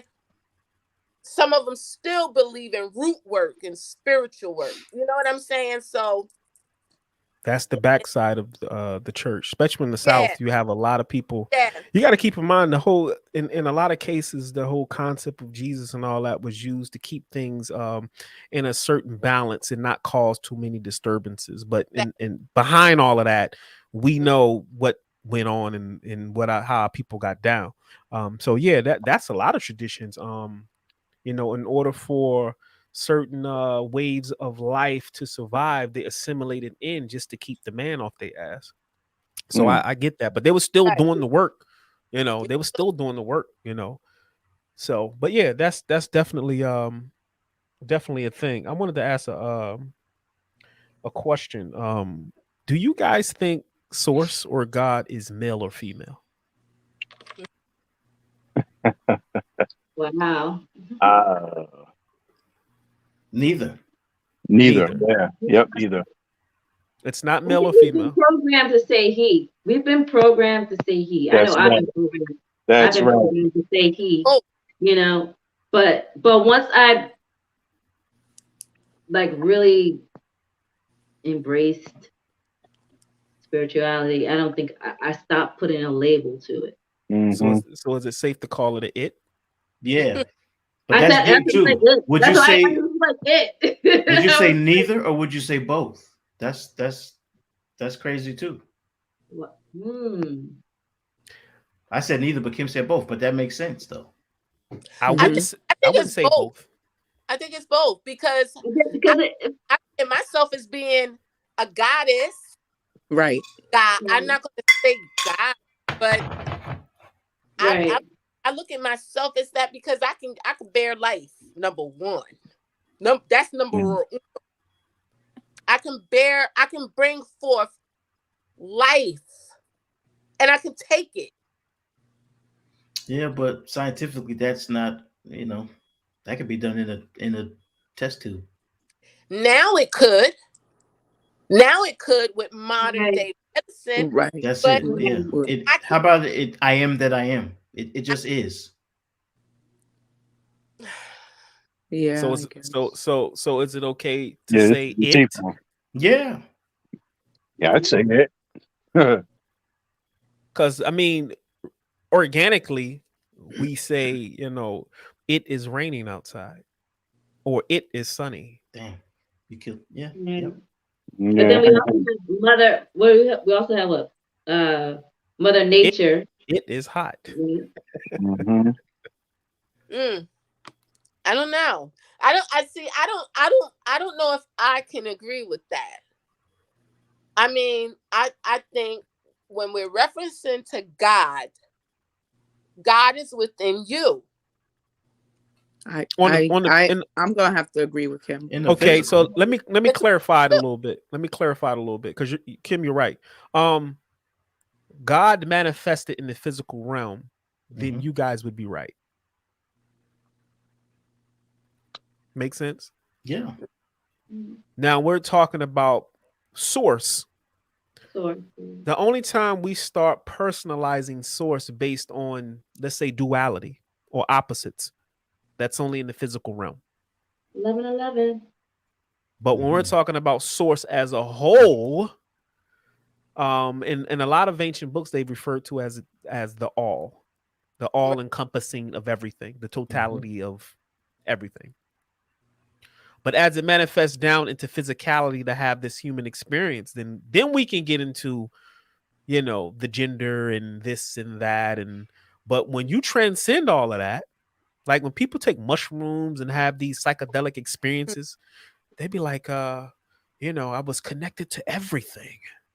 I was a part of everything. The avatar. Yeah. Just one source. I felt the breeze and I felt the flowers and I wasn't separate from nothing. Source. This is what they say. Yeah. Right. I asked the question just to see, see how people would respond to that. I mean, it's kind of a trick question because it can go a couple of different ways, but I wanted to see what you guys would actually say about that. I have a question. Go ahead. Do you guys think that it's possible to pull something from a dream into reality? Say that again. Do you think that it's possible to pull an object from a dream into reality? Like go to sleep, you like a dream about physical an object? object, and you wake up with that object. Is it possible? Do you guys think it's possible? I would say it's possible. No, like it's actual, like I would you're say dreaming so. of like a flower, and you wake up, and that actual flower is in the bed with you. Definitely type possible. of thing. Huh? Yeah. I would think it's definitely possible. I think it's yeah. Yeah, So absolutely. talk about think the so? superhero dream thing. I've been in a dream where I'm like protecting people or whatever, fighting, and woke up with like scratches. So if that's Wow. possible, then why not the flower thing? And there's that right. times you were scratching yourself, but the flower. Kim, don't go ruining my superhero moment. Is that a dream? Well, I said a flower. I don't know, maybe not a flower, but like let's Anything just say a physical. smaller object Yeah, that yeah. you just. But is that The a whole dream? dream was based on this object, and That's you crazy. wake up That's a and good that question. object is there. But is that a What? dream? What before Huh? She said. She said, "Is it a dream, though?" But is it a dream if you're actually pulling? You go to something bed. out into the You go to physical bed. You go to bed at night, and you wake up the following morning, and that object is there. But maybe it wasn't a dream. So how Maybe it was a spirit. I How think attainable before we is can it? answer that, we need to define what is a dream. yeah. So Right. what if you're traveling? What if you're astral That's what I'm projecting saying, but maybe it wasn't during a sleep dream. and you go get something and bring it back? People do that astrally. That's not it. No. That's not it. To me, my Just a question. Just a of question. dream is something. I don't know. Everybody's different. What'd you When I- say? What'd you say, Kim? Everybody's mind is different. We don't all have the same mind. We think differently. Okay. When I have dreams, it's because I need clarification. Okay. So if I need the universe, I need God or whoever, before I'll be manifesting for days. For days, I would be sitting in here meditating, asking the universe to give me vision, asking God, please let me see this. I need to know this. Please, universe, please let this come forth to me. And then I have my dream. Now, I have my answer. yes, I have an answer in that dream. And that's because the universe is responding to me, Right. and God is talking to me. right, And it's right. up to me to listen. If you don't listen, it defeats the whole purpose of manifestation. Mm-hmm. Yeah, you have I've to. had There's dreams a where- level of oh. submission. There's a level of submission. Right. But at the same time, it goes back to what I said before. We have an entire forgotten relationship with this realm. Right. And this is the best way we interface with it, with terms like dream. It's just Right. a term. It's just a term. But Mhm. this is the best way for us to rationalize these experiences, and we're throwing around these terms and trying to explain it. But the bottom line is we have a whole nother reality. There's a veil that separates that. So when Kim says, I'm asking for clarity on something, the interface is okay. By segue, I'm going to go to sleep and I'm going to get my answer. That's one way of interfacing with the unseen. Some people can go into meditation and have visions. Right. Some people can just they can look into a bowl of water and see visions. Some people use Right. crystal balls. Yeah. However you interface Mhm. with the other side, it's a tool used for that. But you got to be careful to not negate the bigger picture. For like Kim, going back to your Wi-Fi analogy, right? What you're doing is you got Wi-Fi, but you have a VPN directly to, you have a tunnel that is only acknowledging the things that you ask for. So you're only going to receive what you ask for. You got blinders on to everything else that is, because it's coming, it's all coming, but you're ignoring it subconsciously because you're only waiting to hear the answer to your question. So you kind of have like a VPN directly to whatever that question was. And so you can't negate the fact that you still are open to all these other things. Like you say you may not dream, maybe you just don't remember, or maybe dreams are not how things come to you.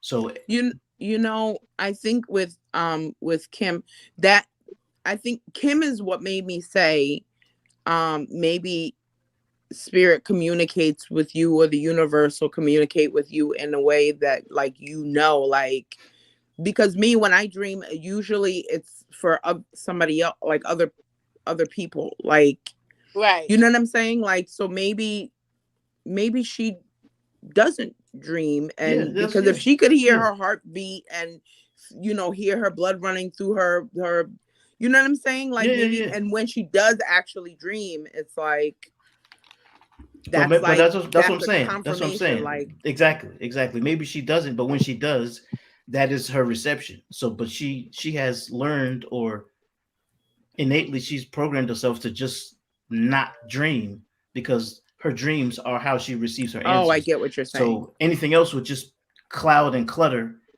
I get what you're saying. Your manifestation. Like when you're sitting and you're manifesting these things, you know, your vehicle to that manifestation usually is a dream.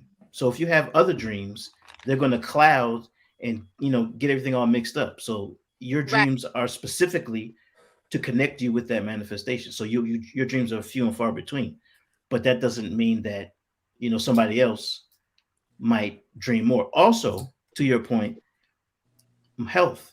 I don't know if you guys touched on that, but health plays a huge role in this. You don't dream a lot. You're super restful. You must be really healthy, right? So I know I'm a diabetic, and just paying attention to how my health has gotten worse over the years, that also manifests itself in my connection to the spiritual world, right? So all things are connected, and I don't sleep very well. To your point, you said, you know, how it takes 2 hours to go to sleep. Because I'm a diabetic, I have to always get up and piss at night, right? So I'm up every hour and a half. But in between those, I never get to that deep sleep, which is probably why I dream a lot. So health also probably plays a big role in your connection to your inner self. Wow. Yeah, to add on to that, like I got friends who have sleep apnea, right? Really bad. They don't dream. And one of the reasons why they don't, well, I say if they do, but it's very seldom. They don't dream as often as the average individual. This is boiled down to what Chico's saying about health.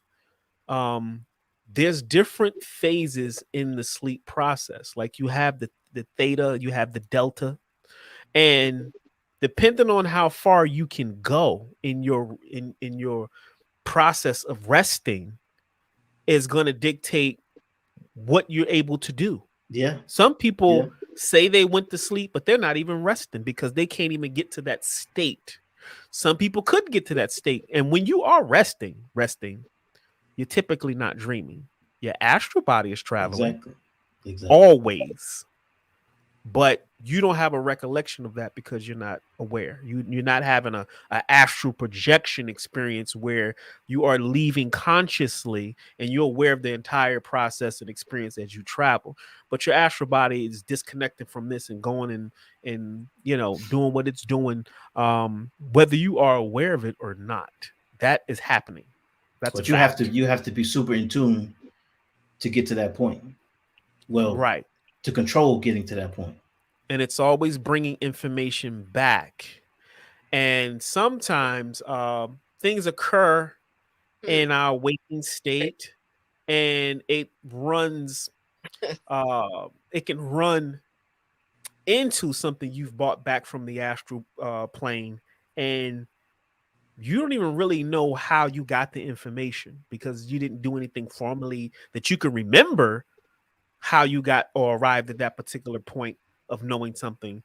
But there's tons of information and tons of experiences that you've had that you're not even aware of because you can't remember you've had these experiences, but they are occurring. which brings me to something I wanted to share. Well, two things I wanted to share. The last time we had the show, Kim talked about this individual that she was around. They had a low frequency, and it caused her to have that.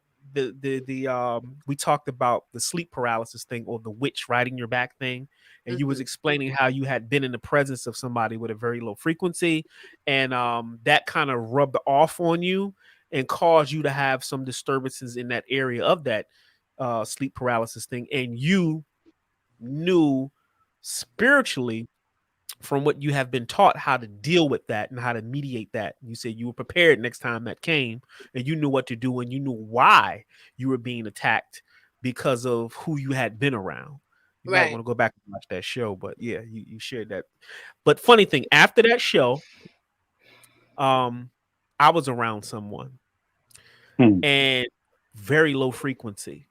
And he's like my brother, but he's going through some things. And I normally see him at my barbershop. He'll come and get a haircut. And I've been knowing him for a very long time. But like I said, he's going through some things. And I know spiritually what's going on.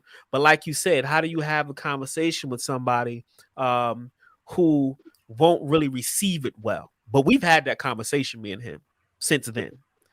But anyhow, long story short, he came by my house one day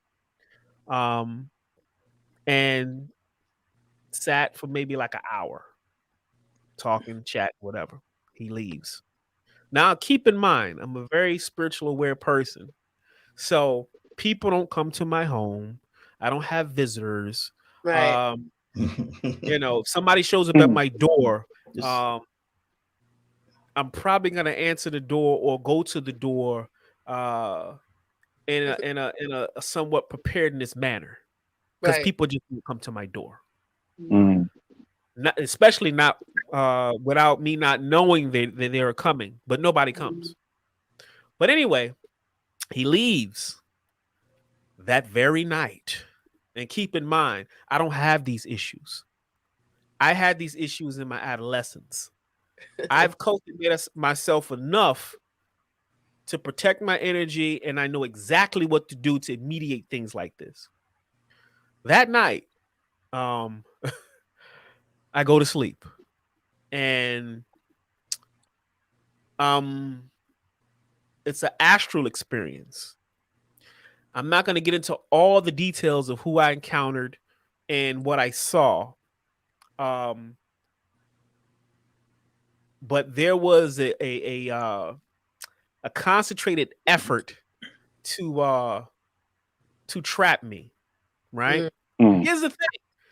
When that brother came to my house, we had that conversation about what I felt that was going on with him and how I would help him if he wanted the help.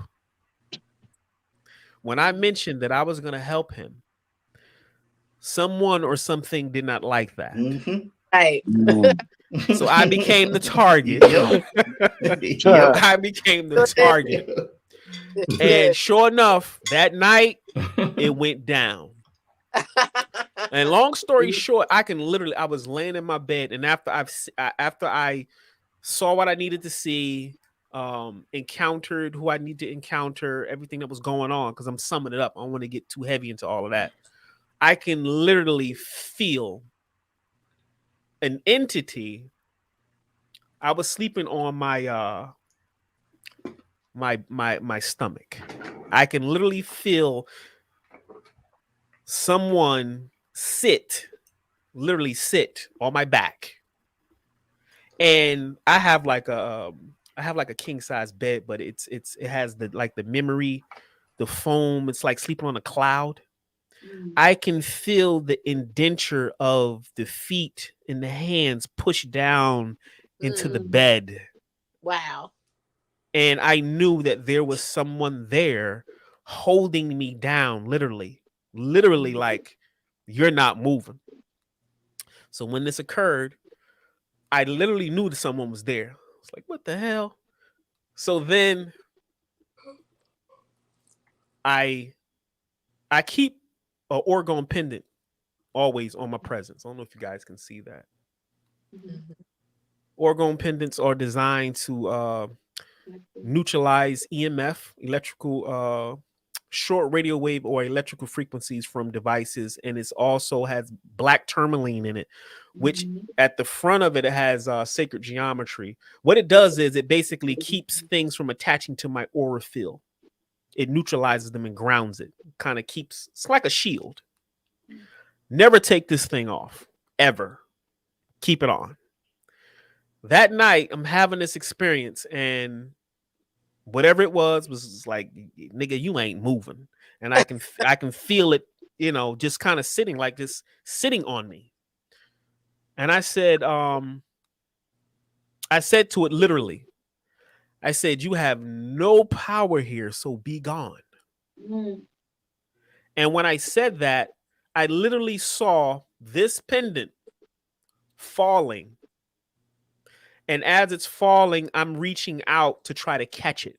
And it hits the tip of my fingers and it falls. So I'm never able to actually catch it. As soon as I saw that, automatically, whatever it was gone. Soon as I jumped up, I reached around my neck. It wasn't there. I said, ain't this a bitch? Got up, found it, put it back on, and did some work, what I needed to do. Never had a problem since. Was gone. I said, I need to share this with them. Oh, God. It was very interesting. But it was one of those situations where I definitively knew that I was being targeted. It wasn't an if, and, or but about it. I was being targeted, and it came for me because I wasn't supposed to offer help. Now, keep in mind what's been going on with this individual. For years, I've had my theories of what's going on and, you know, what he should do. But I kind of stayed out of that. But I was like, for me to be an asset to you, I have to be transparent to say, hey, this is what I think is going on. He was receptive. He was like, okay, what do you think I should, you know, we've had this idea bounce around, but we never talked about it. So yeah, after that night, it came for me and I had to do what I had to do and zip, zoom. And no more problems. No more problems whatsoever. I was shown some things. And typically when I'm shown things, I get up and I'm Googling, I'm looking shit up, looking up plants and things that I was shown and the whole nine. So you have to get up and do your homework when, you know, you're shown things. But I've never had a problem since. And I don't even have these type of problems at all. So, that's why I knew I was definitively targeted. So dude, what do you do after that? See, like when people I don't like people in my house. I very rarely have people over, but when I do, I'm always like, when I'll cleanse my house before they come. And then when people leave, I cleanse my house after. And then I will shower and do a shower cleanse and, you know, and all that before I go to bed. So what happened since then? What do you do to protect yourself? You have surface things that you can do. Just like, you know how you bathe? Bathe is like when you bathe, that's something that you're supposed to do just as a human being to keep your physical body clean. It's a necessity and you're supposed to do it, but it's still considered a basic necessity. But then you got heavy duty shit that you need to do when you have stubborn things that don't want to budge. That's when you have to really get into you know, real heavy duty work, because there is one of the greatest shows that I've ever seen in my life dealing with the occult is Supernatural. Supernatural is the bomb because they go into everything that you can possibly encounter and how they, you know, deal with it. But it's more or less the science of how the universe is structured when you're dealing with sacred geometry, shapes and sigils and signs and all of that type of stuff. It's a science to learn because as you go up in vibration, physicality changes, the rules changes. Yes, they do. Yeah. So how you deal with things on a high vibration, that methodology has to change also. So people think, okay, so I saged and I did this, and that may work on some low level you know, stuff. But as your vibration goes up, and keep in mind, just because a vibration speeds up does not mean that it may or may not be something that may mean you harm. That simply means that the vibration is high enough where these things reside. Even the lower planes of the astral world is a higher vibration. But it's considered a lower plane once you get there. Makes sense? It's levels. Yeah. Definitely levels. So just to get to the astral plane, you have to go to a higher frequency from physicality. But once you get there, you still can be at the bottom of that fucking realm. And there are entities that reside in the lower frequencies. So what you have to do is change that vibration as soon as possible. And fear is a very easy frequency to tap into. As soon as you tap into fear, that's going to zip you where you don't want to be. Instantly. Awesome. This is why Chico says he's a superhero in the astral plane, because he now is completely aware that he's in control. When you feel like you're not in control, you are fearful. And you open yourself up to a whole different plane. And they just pop in, zip, zip, zip, zip, zip, like a radio frequency. This is why when you go to the astral plane and people have undesirable experiences and they say, well, I call on the Lord and it went away. You know why that worked? Because that word is associated with a higher frequency. So it was a word of power. Had nothing to do with the actual person. It's just that now you vibrated on something that was higher, and it basically took you from one point to the next point in frequency, and that those things can't exist in a higher vibration. So instantly it's gone. That's just how it works. Regardless of what I've called on Ra, I've dealt with Egyptian deities and the whole nine. They all work. Hell, an ice cream cone. If it's a higher vibration for you and you worship ice cream and you go to the astral plane and you having problems, hey, that's call your on weapon of choice. Yeah, call on Chocolate Scoop, and Chocolate Scoop will come and whip everybody ass. That's it. That's just how it works. That's it. That's crazy. You know what? It's all frequency. But Tasha, just come to anything I gotta block, I don't want. Right. You know what I'm saying? I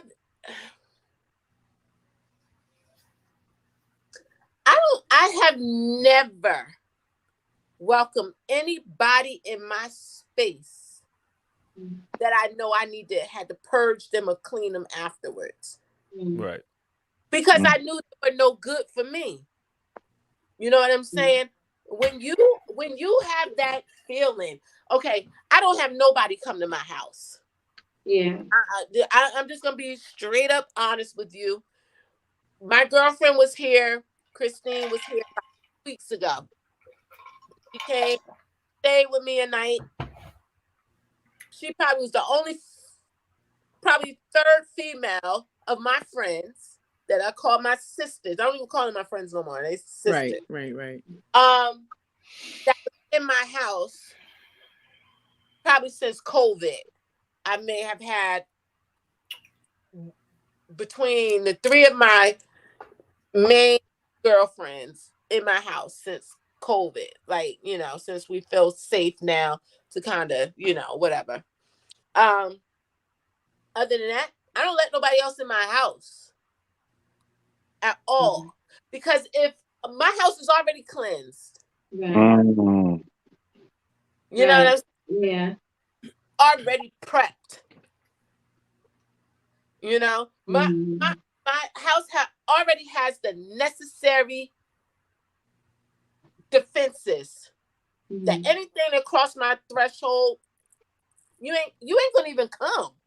Right. It's so you're not gonna come. No, that's true. If you fortify your living space properly, people they can't even, and the weird thing that the individual that I spoke of, his mate won't enter into my home. So y'all do the knowledge on that. Listen, Won't at all. So I already know what's going on with that. But yeah, yes, it's you have to when you evolve on this path, you have to start living your life accordingly to these principles because they're going to benefit you more. And like Chico said, once you learn something, you can't unlearn it. So you can't act like you don't know no better. Right. Especially when things start happening to you. It's like, okay, whose fault was that? Yeah. Whose fault was that? You know better. So you have to start fortifying your life, your circle, your family, your kids. And sometimes your kids don't even understand all this, but you got to protect them when they don't even realize they need protecting. You know, come here, let me do this. Come here, let me do that. Let me put this on you. You know, what is that? Don't worry about it. Until listening to Kim, I like Chico said earlier that he's like a hermit, but like I really don't want people in my space. And when it comes time to like even do family things, it's kind of like I really don't. I had a friend and we were friends since high school, early high school, and because of just vibes and energy and just different, like I cut off. Like it's like I don't know. Maybe I'm a low-key hermit or something. I don't know. Yeah. Maybe you just grew. I don't like. I mean, I really don't really have people come over. That's what I'm saying. And when they do, I don't know if it's me. It's like I automatically like if for some reason somebody has to come over, I'm like laying in the house, I'm just doing whatever, protecting myself. Like my cousin came over, and she needed to come over for whatever reason. She just moved out here, and I knew I did whatever to prep myself. As soon as she walked through the door, she was like, "Oh my God, it's so peaceful." She was like, as soon as I walked through your door, I just had this peace come over me. Yeah, people. And I was like, Mom, I'm glad you feel that way. There's a I don't reason even for want that. company. I'm glad you feel that way. Yeah, but you know, at the same token, like I said, I don't like people in my space. I don't like to let people over. But as soon as she left, I was like, oh, I gotta clean. You know what I mean? Because I was like, I don't know what kind of residual she left over here because of all the shit she was going through. You know what I mean? And I don't know. I don't know. I just spiritual awareness 101. It's a rough. Let me tell you, like when you really get deep into, like I love the metaphysical teachings. Like that's where, like I feel like that's where I belong. I love metaphysics and I love candle magic. So they say candle magic. Like some people, it's like they taboo when they be like, "Oh my God, magic! Oh God, you voodoo! Oh, you mentioned the devil!" Right. Everything's magic. Everything is magic. Everything is magic for sure. Everything. I had a woman tell me one time. This is back in the day when I was a little PTA mom. And we was just sitting around talking, and she was like, "Oh my God, are you gonna be ready for the 3 days of darkness?" And I'm looking at her, I'm like, "What the hell is the 3 days of darkness?" Put me on something. She was like, "Oh, I'm gonna tell you, you're gonna need a bunch of white natural candles." That's natural. She said, "Yeah, pure wax. Pure wax. You got to get pure wax." And she said, "We're going to go into a thing of darkness for 3 days." And she said, "You're going to hear all types of shit going on outside your house." And she said, "Don't open the door. Don't you look out the window. Don't you do nothing." And she said, "You get those 3 pure white candles and you make sure you burn them in your house because that's going to be your source of light." This is wait, pause for the cause. She's telling you that this is gonna happen, or telling me this is going to happen. Okay, go ahead. Didn't tell me when it's gonna happen, but she said when it happened, honey, you better be prepared. You better be prepared. And I was young. I was probably like 28. Did it happen? I said, God damn, I need to get these candles. I need to start dealing in these candles because this was going to give me my source of light. So I love candles. I got a candle burning right now. It's a scented candle, a little Yankee candle or whatever, but I love candles. But did the 3 days of darkness happen? It hasn't happened, but in the event that any event that it does, I've been warned about it. I've been taught about it. Somebody's aware of me about the type of candles that I needed to have in my house.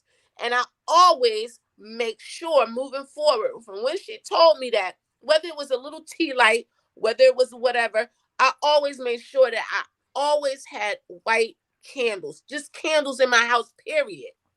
Was that your introduction to candle magic when that occurred? That was my okay. So my introduction to candle magic came from a white lady, a white woman that I worked with. Me and her was very close. I mean, we was very, very close, and she was actually she was an Italian, but she was a gypsy. Her family, her bloodline ran from gypsies. Okay. So she indulged in dark magic. Okay. I don't want nothing to do with dark magic. Dark magic is really kind of like, dark magic is what some would say is called peasant magic. Okay. It's more back in medieval times where they were very, very poor and things like that. And they, you know what I'm saying? It was like, oh, that's a whole nother topic, Dre, with dark magic and things like that. Dealing with gypsies and, all of that stuff, the gypsy magic, which is, that's real sorcery. Kabbalah. Kabbalism stems from all of that and things like that. You know what I'm saying? Look at you. The real high power magic.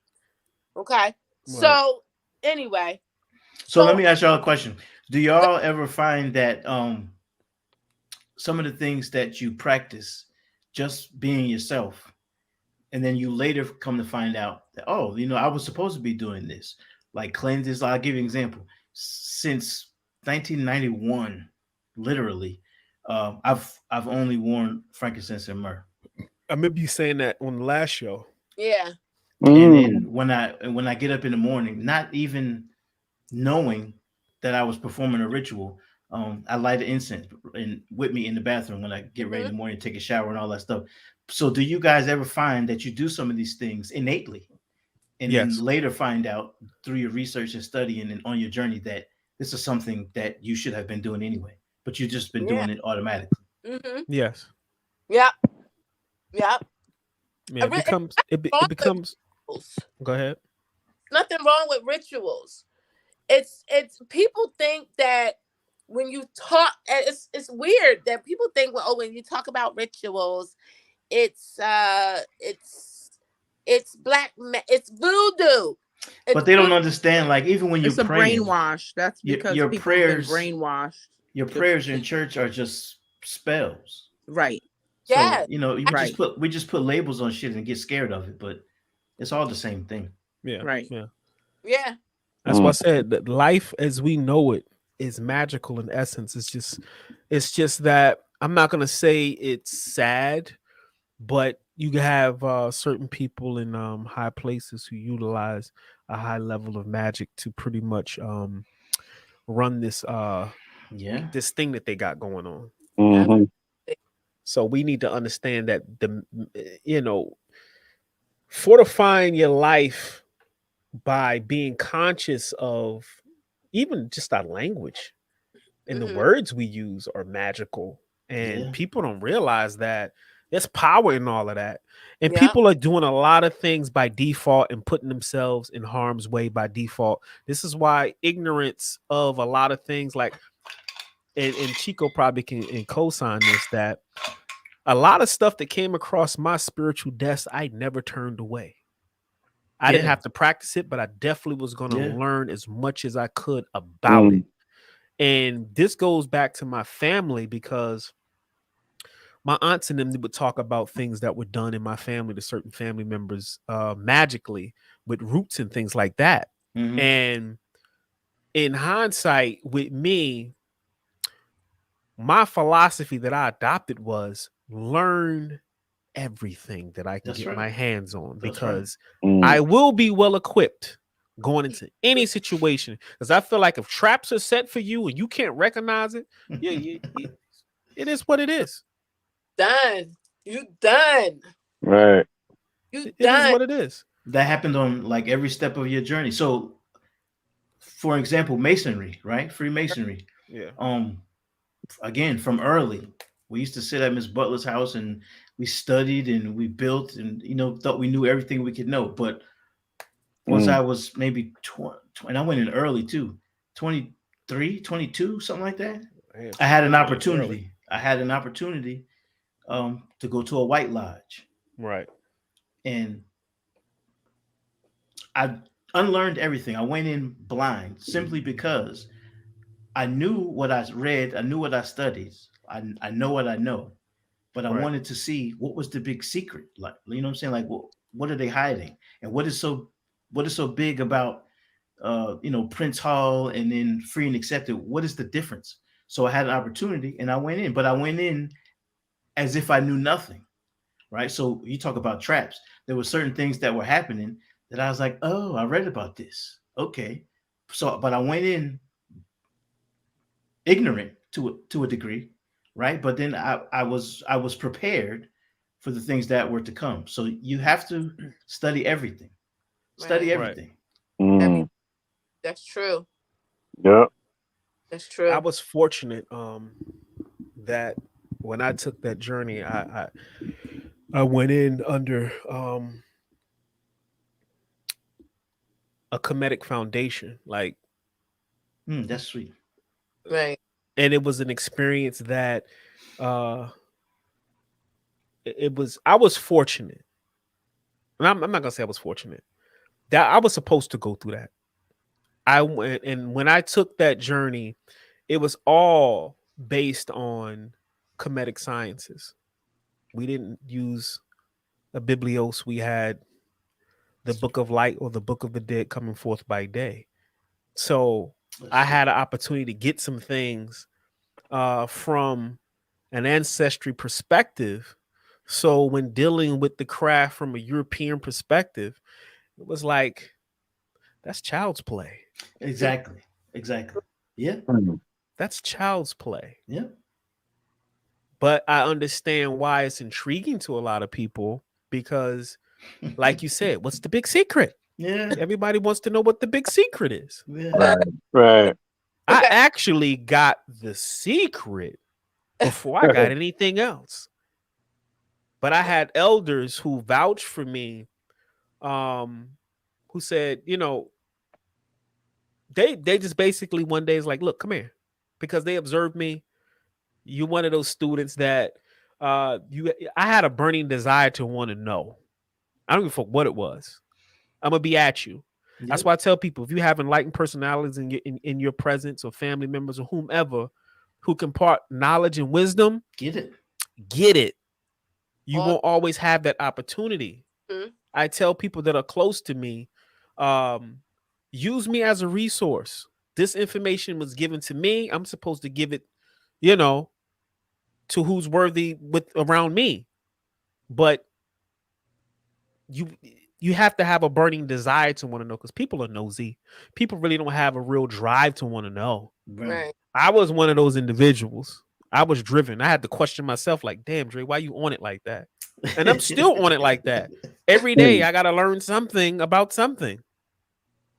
So I got the secret up front, because it wasn't really a secret, but it was a secret to Careful. It was a secret to those who, you know. And I was like, oh, okay. And I kind of knew that, but I didn't know that. And what happened was that made me appreciate how I went in, who I was around, the things that I've learned. Those things would never be done in that manner again, because my particular lodge or temple doesn't even exist anymore. It doesn't exist anymore. wow. But it should have also made you appreciate all of the Egyptian and esoteric teachings that you have experienced. Well, I don't know when, but along your journey, when you were studying like ancient Egypt and and everything that's encompassed in that, It all came together. It all came together. Yes. It all came together. Yeah. And it gave me a God complex at first. We go through that. You get the God complex. Yep. You can't tell me shit. Exactly. You can't tell me nothing. Exactly. But I had to grow out of that. I had to outgrow that because that was my ego. Your ego's getting in the way. Yep. Yeah. I had to let that go. And but yeah, it's a journey that I wouldn't, if I could do it all over again, I would. And I'm thankful. So, but anybody got any other questions? The ego is a big thing too, because that would, so like having gone through all this stuff early, right? Yeah. At some point in my life, it would have been hard for me to like come across maybe Dre when you started on your journey. It was a little later. Yeah. But my ego would be like, really? Like, that's what you're doing? Yeah. You want that now? So it was hard for me. That also alienated me from a lot of people and a lot of experiences I missed out on because of ego. Because I'm like, well, I've already been through these phases. I've already done this. It's a novelty. It's new and cute to you. I don't want to talk to you about it. But that's ego. That's ego. That's ego. And that's one of the things that I learned about certain lodges. Yes. I got fed up with not my particular house that I went through, but I had other brothers that I was cool with that went through, the whole Prince Hall thing and this, that, and the third. And my thing was this: even within the craft, I wanted to know the deeper meanings of everything. Mm-hmm. I always wanted to know what was the next layer. Yep. I was driven by that and that alone.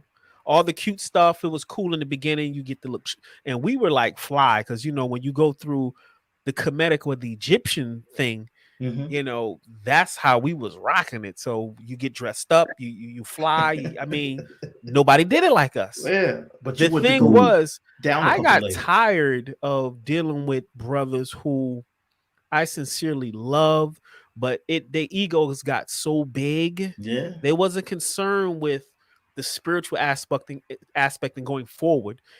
They were concerned with rank and stuff like that.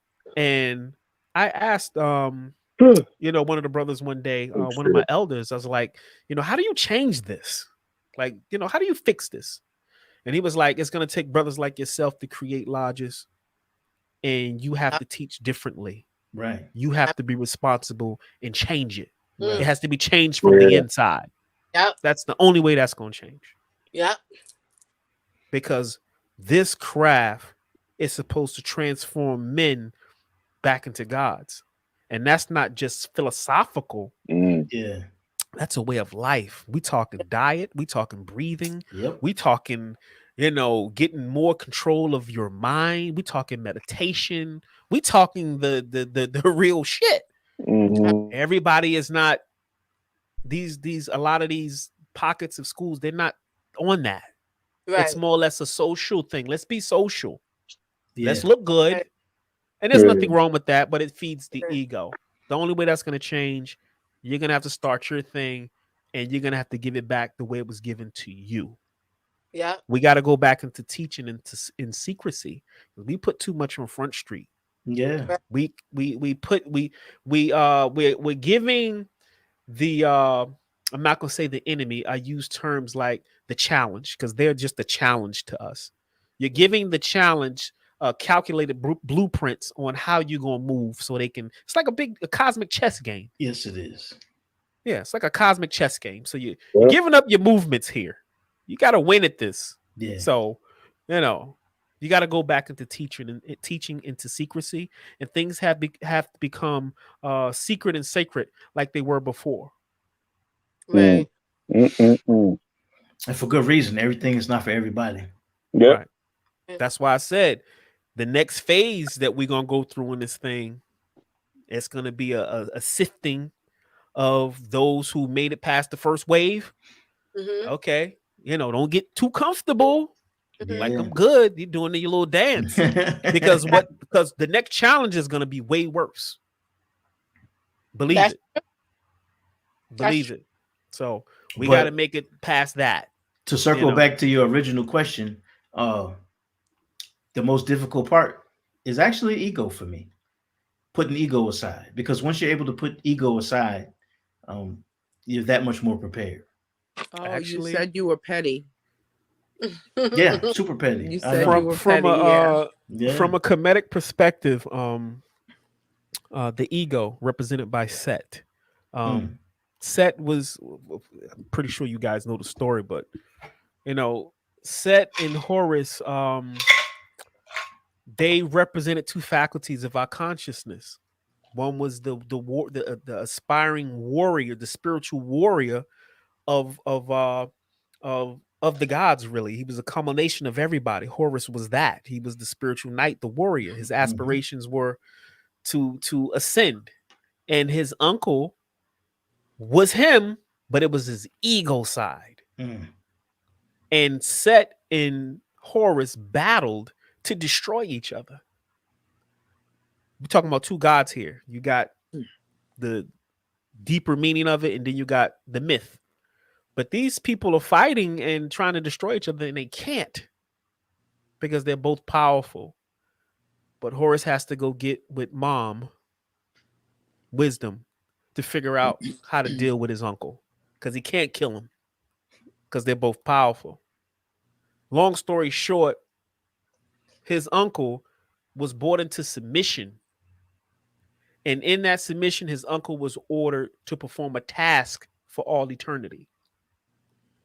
And that task is to bring your ego under your submission and let it work for you to keep you safe. But it is not supposed to be in the driver's seat. Yes. So Set was ordered to protect Ra's boat, his celestial boat, and to fight back Apophis for all eternity. So our ego is a tool that we're supposed to use. We battle with it all the time. That's Horus and Set. They battling for supremacy. One wants to be in the driver's seat. One wants to tell you what to do and how to look and how to feel. It's your ego. But you need it. You do It need keeps it, you safe. but you have to learn where it belongs. You got to prioritize. Exactly. And that's why the gods ordered Set to protect Ra's boat for all eternity, to keep Apophis at bay. Apophis is that aspect of the universe or that force of entropy that breaks things down and destroys things constantly. So there's always a force of entropy at work in life. You build anything, it's going to start breaking down, and your job is to maintain it up, and then it's going to start breaking down. That's everything. So, but anyway, Build and destroy. I digress. Good show. Good show. Oh. Anybody have any more questions before we close this out? Now was the time. Nope. Yeah. Very, very I good. mean, I could talk about this for days, but I do have a No. time limit. I know. One more question, maybe. It's very good. Go ahead, Chico. Ask one more question. Good for the soul. Yeah. So, as far as the occult goes, Yeah. did you satisfy that need, that yearning for knowledge, and then go off on your own? Yes. What happened was I got fed up with the feeding of the ego. I addressed the higher ups about it, and I was informed to change it from the inside, which I did not have the patience to do because I didn't want to deal with brothers' egos like that, right? Mm-hmm.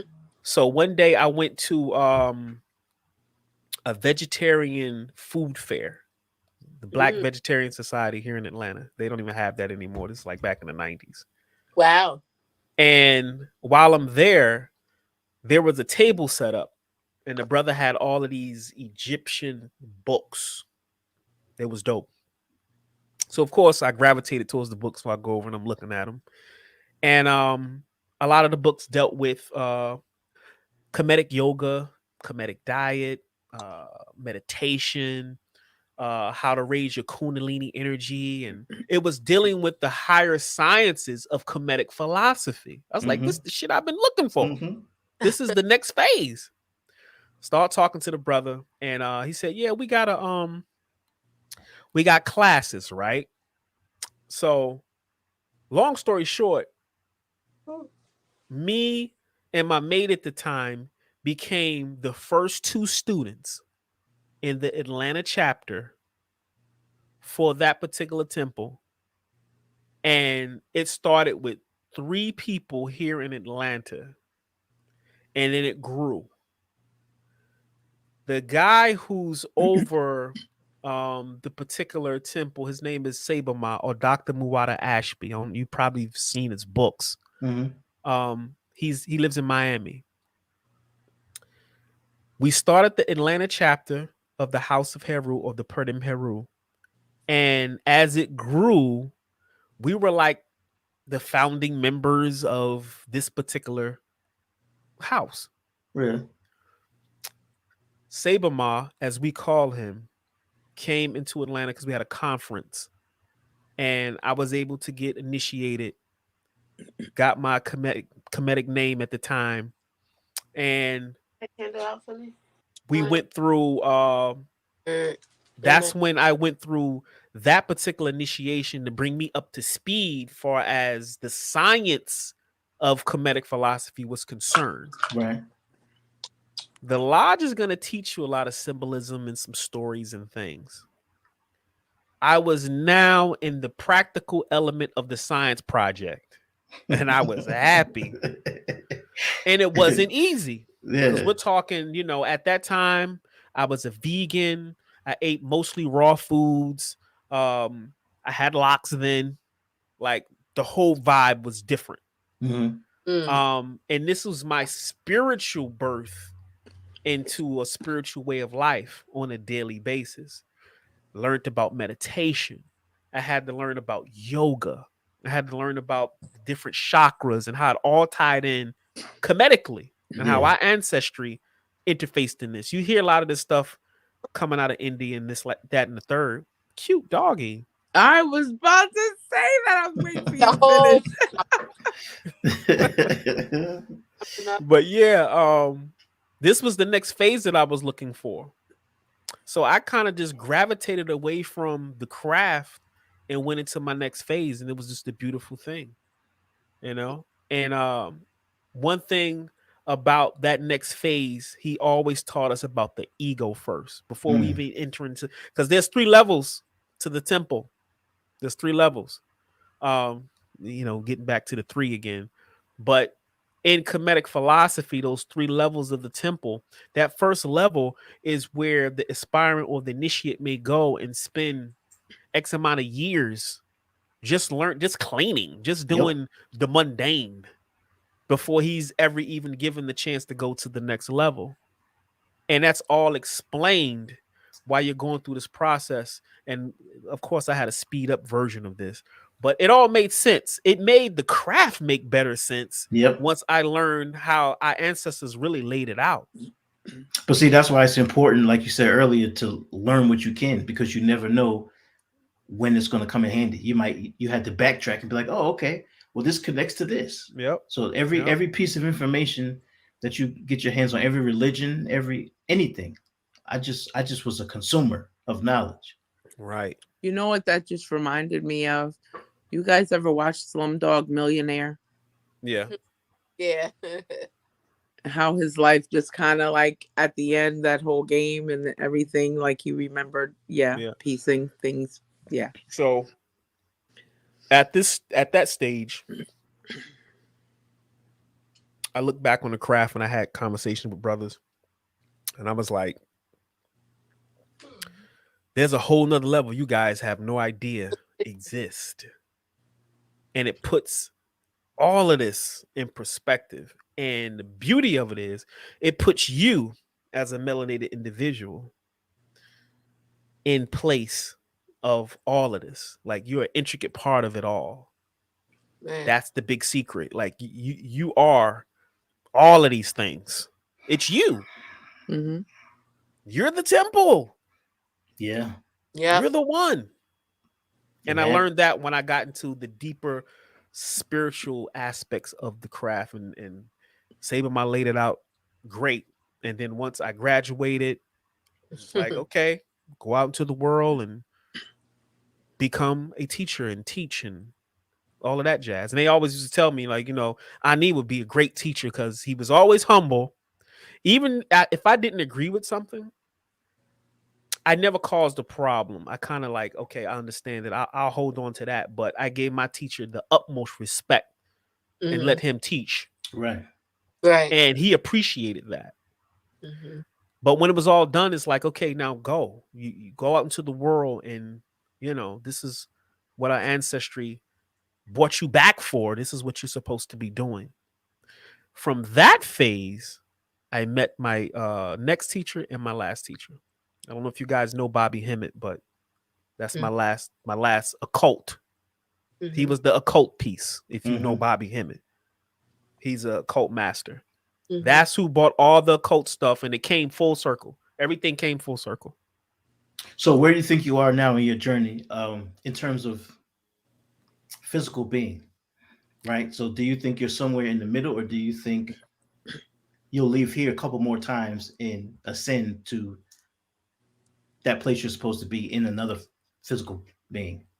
I think I've asked that question, and how it's explained to me that the best gauge that you have for your spiritual grade and where you are in your evolution, look at your life now. Look at where you are now. And that is the measuring tool for where you are compared to others. Now, I would consider us being farther along the totem pole than the average person. The thing is, because there's certain degrees within, like when I went through my initiation in the Purdom Heru, there were certain degrees where you had to learn how to practice detachment. That's not easy. You got a lot of shit you are attached to. Yeah. That's a degree that you have to master. Degree of detachment. You have to master a degree of selflessness. These are spiritual attributes for the student on a spiritual path. That shit ain't easy. Being selfless and being detached. Right. Detached, So when detached you ask, is a hard one. yeah. So when you ask that question, So when you ask that question, I know I'm probably coming back because I haven't gotten to a full level of detachment. And you got two aspects of detachment. You got the detachment that's here, like you can tell yourself you detached. And then you have the detachment that's here, where you feel it, like you're still, like, I rationalize a lot of things because I understand the science, but here is a different thing. That's right. So that with that, I can use that as a line, a measuring tool to say, okay, there's some things I still have to burn out that may send me back. If I come back, at least I may have just a little bit more. You have some babies that are born that transition after being here maybe 24 hours. Right. That's all they needed in the physical world to complete their evolution. That's it. And they out of here. Damn, that's it. Yeah. Some stayed 36 hours. Some that's stayed, what they needed. 1-2 years, and then they out of here. That's all they needed to come back and complete their evolution and they on to the next. Yep. And that's the beauty of the Purdom Hair Rule, because it taught me to put life in perspective.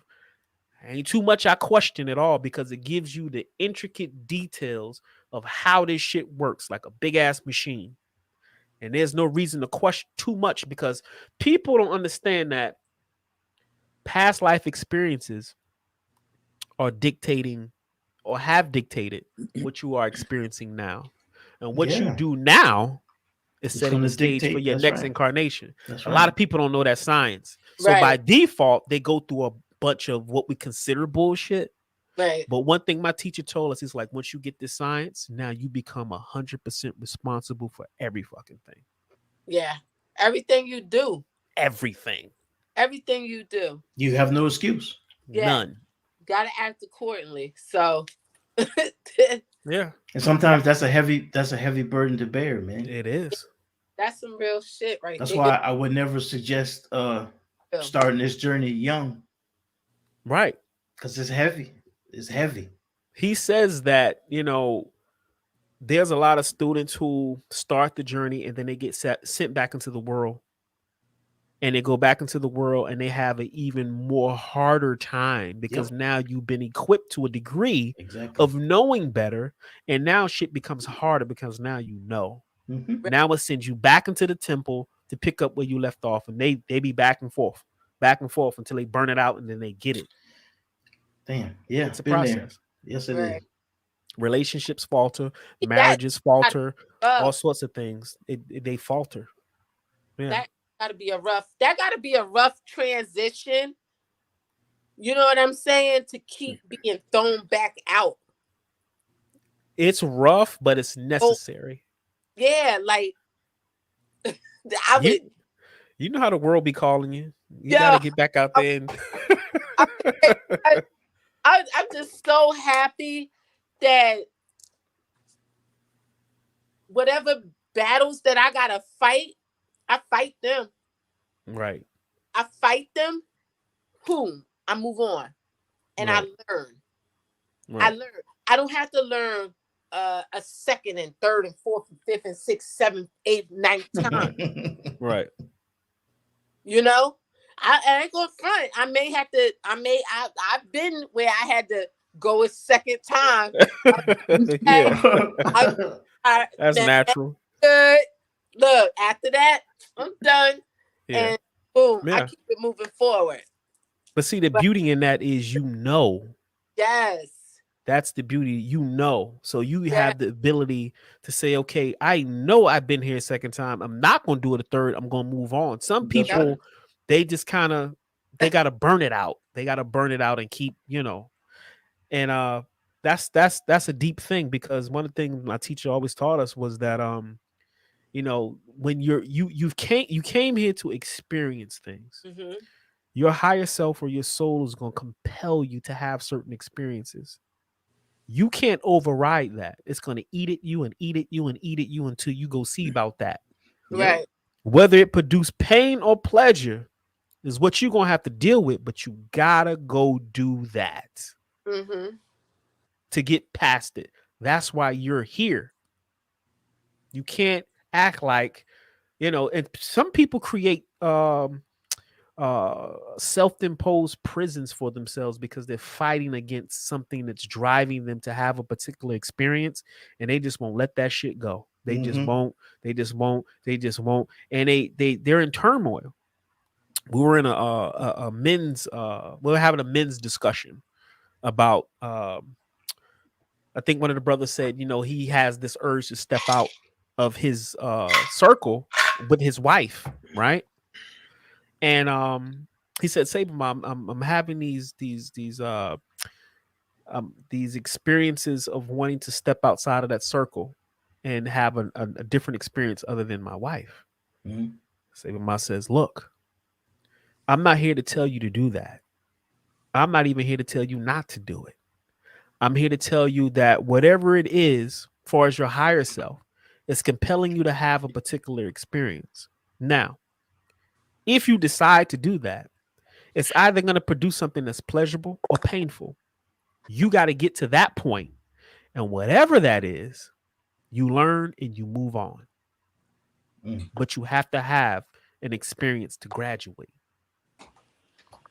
This is one of the reasons why people have, I've met brothers who don't really gel well with the Indian philosophy. They like the Indian philosophy, but they don't like certain principles of certain practices because it negates you having a mate, right?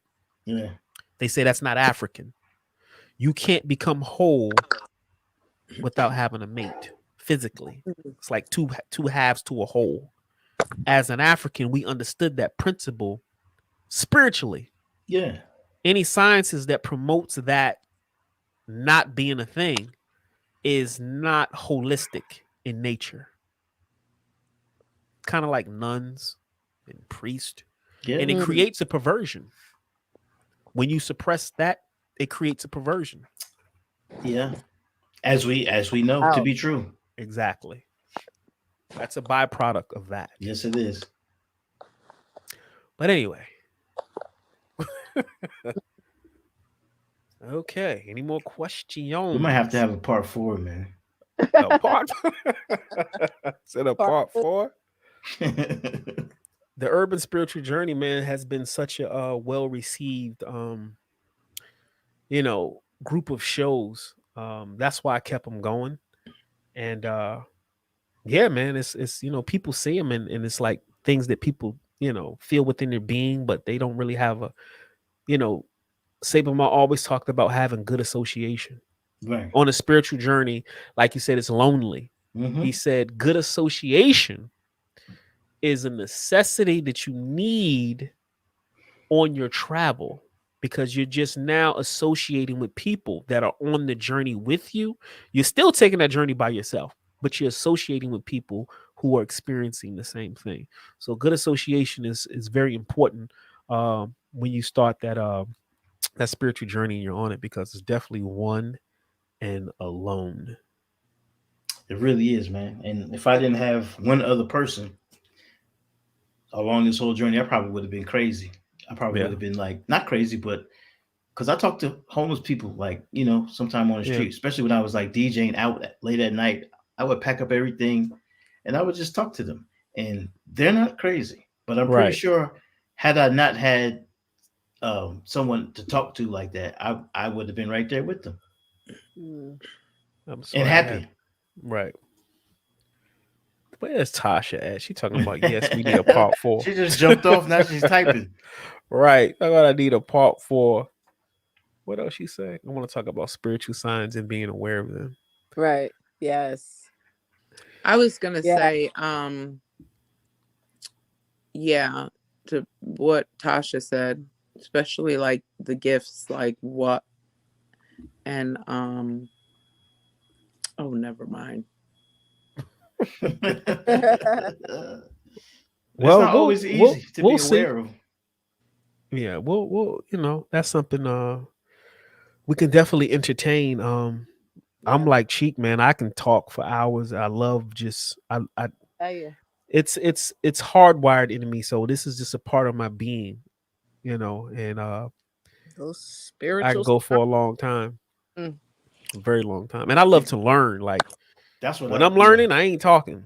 That's one thing about me. When I'm around people who are imparting some wisdom and some knowledge, I'm like zip. I love it. It's like reading a book. I need to surrender. I think the hardest thing is knowing what you're supposed to do. The hardest thing is knowing what you're supposed to do and battling with yourself on doing it. You know what I mean? That's that fear thing. And we talked about that. Yeah, I know. I get it. And that's perfectly normal. You know what you're supposed to do. And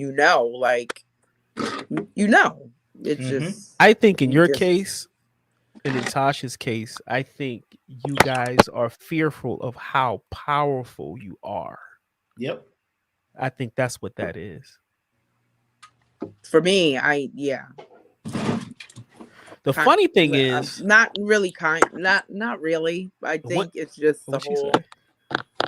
I think once you jump in the pool you're gonna be like, I should have did this shit a long time ago. Yeah, That's exactly what it is. more than likely. That's probably what it's gonna be. But yeah, Yep. Y'all better embrace that power, man. It's there. It's there. What you scared of? I don't know. I don't even want to call it being scared, because like things happen, like it's not fear in the sense of the traditional aspect of fear. It's deeper than that. It's way deeper than that, because it will cause a transformation. Yeah, I think that things won't be the same, and it's I think that's exactly irreversible transformation. Exactly, that's what I mean. Like, there's no going back. It's like Neo in the Matrix. Like, it really is. If he chose to go and see what the Matrix was, he couldn't go back. And that's real. I think you'll be held to a new level of responsibility or something, or some of course. You hold yourself to a higher level of responsibility. Yeah, you gotta be held responsible, because now, it's like you're supposed to pick up the sword, but once you pick that sword up, you got to do something with it. Yeah, you have to do something with it. Yeah, Not that, I don't feel like it, I don't want to. No, right. You have to, because I'm gonna tell you about something, and I know somebody personally who did this. When your higher self has created this segue for you to evolve in your life through persons, places, and things, and it's bestowed all these things within you, and you decide you want to turn your back on it, you want to put it down, you want to say, you know what, I'm not fooling with this no more. Like, I know some people who got this knowledge and they went back in the church on some other stuff, right? That's cool, that's fine. The punishment for that is extreme. It is extreme. When you get this as a gift and you're supposed to live it and go do something with it, and you forsake it and go back and with the knuckle draggers and doing all the bullshit, oh, you're gonna get an ass whooping. It's like a parent. You're gonna get an ass whooping. It's gonna be extreme. Trust me. But you know what? Like Dre, like if I have like a dream or that voice, like like it's not like I don't act. Maybe I don't act all the time. I kind of pick and choose. Maybe gotta stop that. Yeah, maybe I don't act all the time, but I do act. It's not like I'm saying like, oh, this doesn't exist, or I just don't do fully like what I'm supposed to do. Well, all I gotta say is, I'm just trying to figure out, like, but what is the fear? I don't know. Dre just said it. I think maybe I don't even know. Like, it's fear of the unknown. That's the reality. The unknown of what though? That's it. What to do? That's it. You know what? I used an analogy. That is it, Kim. Yeah. She's like, unknown of what? That's it right there. That's it. I don't even know when I'm. Yeah. You know what's so crazy? I used this analogy the other day, and I said, have you ever had something so good? No. Have you ever like maybe known that you like something will be so fantastic or so good, and you want that, but at the same time you're afraid of to have that, like to get that. You don't feel worthy. You don't feel worthy. It's not about worthy. It's not worthy. It's like, no. It's just almost like a how the hell do I Is it like that don't meet your heroes thing? Like you're afraid that you think it's going to be so spectacular and amazing, but then once you get it, it's not. And you're scared of that. Once you get it's like almost like it's like anticlimactic almost. No, like you know it's going to be the bomb, right? It's going to be the bomb, and you like it's guaranteed to be the bomb, right? But you're afraid of that bomb.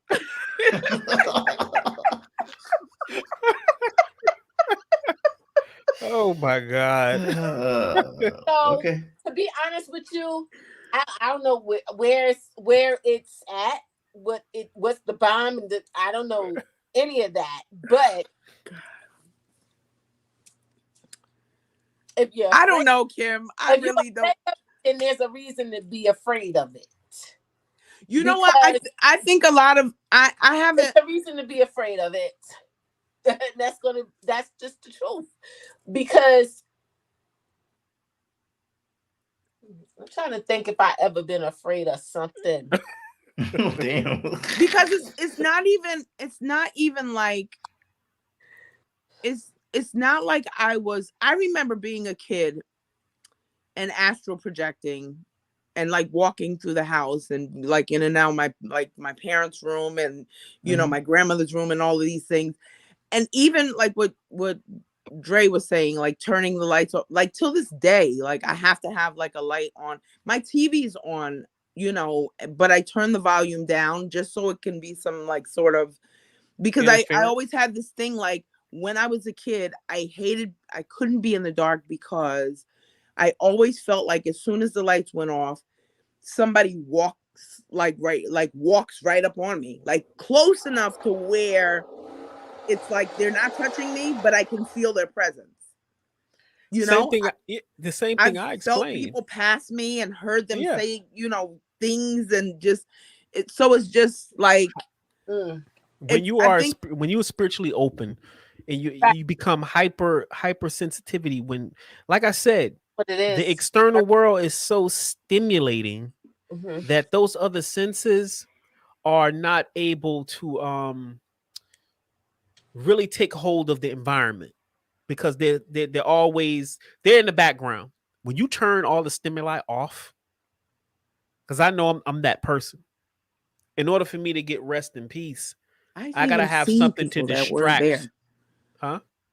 I said I've even seen people that weren't there. That distracts my senses and keep them occupied, so my other senses don't kick in and take over. And then now I can't get rest because now everybody's like, oh, I'm over here, see me. And, you know, people want to get your attention, or things are standing there, or you become aware. So I get what you're saying. You know, and I know, like, my mom tells me, like, I get it from my mother is a dreamer. Like, you know, she dreams something. Trust me when I tell you, you don't want my mother to dream anything and tell you she had a dream, because it's a problem. But my grandmother, I remember even at my son's christening, my oldest son is 30. At his christening, my grandmother was in her chair and my father was in Haiti. And my grandmother said their father just died. He just fell and collapsed. He was in the kitchen. He just fell and my mom's like, don't say that. Don't let them hear you say that, because, you know, that's not a nice thing to say. And that night we got a phone call that he just collapsed, and, like, you know what I mean? So my mom, 2 days ago, I don't think I told you that, Dre, but like 2 days ago, my mom said to me, like, you remind me so much of my mother. Like, you know what I'm saying? But nobody has ever, it's one thing to learn stuff on your own and just try to figure things out, but nobody has ever, like, formally taught you, took the time nothing. So it's like growing up, like, you have these things. Okay, so you think there's like a boogeyman or something, and you're like a big scaredy cat. You know what I mean? Right. Like, so nobody has actually taught. Like, if I had like a history or some sort of spiritual something, I would know. Like, I would be on it. Right. And I know. I don't know how I know, but I know, like, I would probably be a force to be reckoned with. But I just don't know, like, if that makes sense. And so do you still have any of those elders in your family to teach you? My mother, but they don't really want to talk about it. My mother, but my grandmother passed, and it would be my mother, but I'm so rigid because I try to, I don't know. She tries to intellectualize everything versus just taking it. Yeah. That's why I need to surrender, because I try to make things make sense. Even that man that talks to me, like, I tell you, sometimes it's just like a loud voice, and it won't stop until I actually do what it says to do. You know what I mean? Like, so do it first. Yeah. Do it immediately. whatever they say, do it immediately. But And then sometimes it's it'll stop. just a little rigid, like stubborn, like because it Submission. might start off as it Right, just Dre, gets loud, submission. like, Yeah. and it's and he's very like, it's not like a demanding, very soft spoken but forceful, like, Right. you know what I mean, like a man, like, just, I got one question. if that makes sense. Has it ever, this guide, has it ever forsaken you? No. Okay, so what's the problem? What's the problem then? I do what it's. I do it. I do. I do. Sometimes it just some things. He might just say something like, you know, the other day I got is he okay? Like, is who okay? Like, you know. But I You had gotta two start people in checking on people. mind because it just they just pop in, like, you just know who it is. Like, you just know sometimes. But I knew you were a battery before we even got into all of this. I knew it. I saw it. And here we are. Yeah. and I'm so stubborn. Aren't we all at some point? Yeah. Like, you know. I it need is to what it just is. surrender and just try to figure it out. But yeah, I think that's the whole meat and potatoes of it.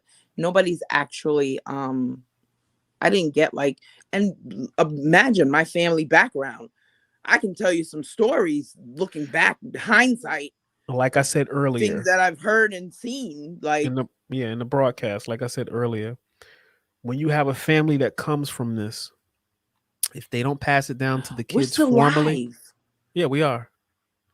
If you don't pass it down when you come from a family of spiritual activity and come from a rich background of, you know, let's just say the occult, right? From a cultural perspective. Right. When your family does not pass that down to the children formally, they're protecting you from something. They themselves Right. are afraid of something and they don't want to pass it down to the children. I can almost guarantee you something happened with your mom or in your family. They trying to shield you guys from. Excuse me. Am I wrong?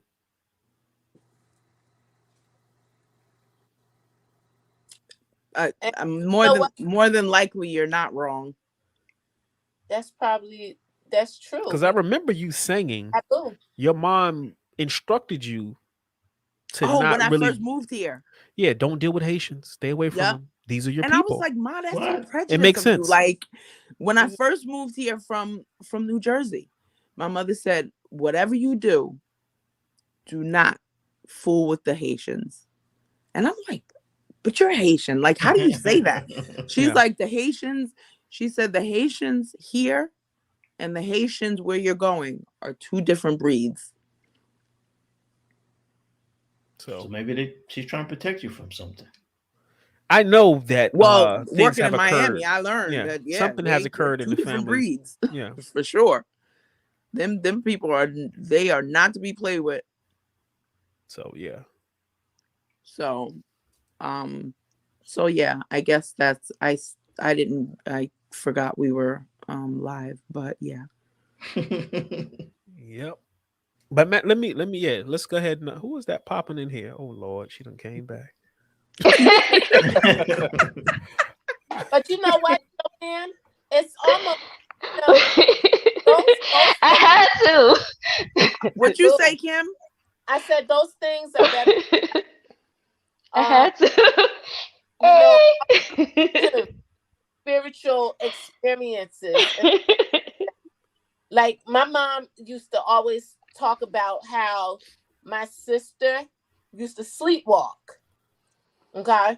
They used to have something set up in her room so that she wouldn't be able to leave out the room because she would sleepwalk. You know what I'm saying? What kids you know nowadays sleepwalking? Right. My daughter does that. She used to do that. Right. She used so I mean, like, what is getting you up out of your sleep? Walk somewhere. Like, what? Walk somewhere. I would get up in the middle of the night and go downstairs, and he would just be standing in front of the TV, sleep, just looking at the TV. Oh, really? Yeah, for a couple years. Yeah, and it's crazy. Real quick, not to beat you on the head, but the house that I was living in was a family house, and then I didn't find out until recently that my great grandfather was sitting on the banister on the back porch. He fell off of that back porch and hit his head and died. Wow. And they kept there was a big picture of him in the house that I kept there, and I have his couple of his artifacts, like his Masonic sword and stuff that I kept because I felt a connection to the sword. But having those things, nobody ever explained to me that like my mother, my grandmother, my aunts, my uncles, they all had weird experiences in that house. But not until my son started sleepwalking. This was, again, he's 26, so this was 20-something years ago.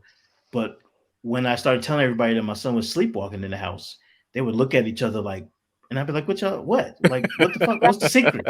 But then they started telling me like, oh, when we were little, this used to happen. And we used to see this in the basement and this and this and this.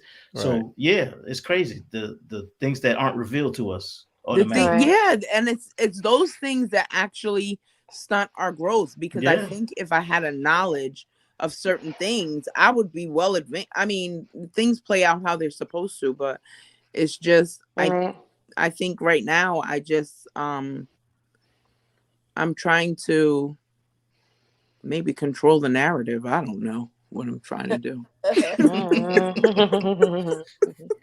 Right. I don't know what I'm trying to do. I know these things. There's some things I can't help. Mm-hmm. If I even take a nap, I hate taking naps because I feel like I'm not being productive, so I don't take naps. But there are some times where my whole body feels like I have to take a nap. And when I do, I wake up and I have some sort of something. The last one was for Curry, but I have some sort of something that's like waking me up to and it's like, oh my God, I got to call this person and tell them whatever have. And those are just naps. I don't take naps. But when I do, it's, and not to cut her wisdom, but sleepy. The last time she did that with Curry, she had a message for Curry, and that shit was spot on. I tell you no lie. Yeah. Was that the last one we was talking last time? Mm-hmm. Yeah. And I don't even know why. You know what told me? It was because I woke up and I wasn't even sleeping really. I was just kind of like, I don't even know. But what woke me up I was sleeping then.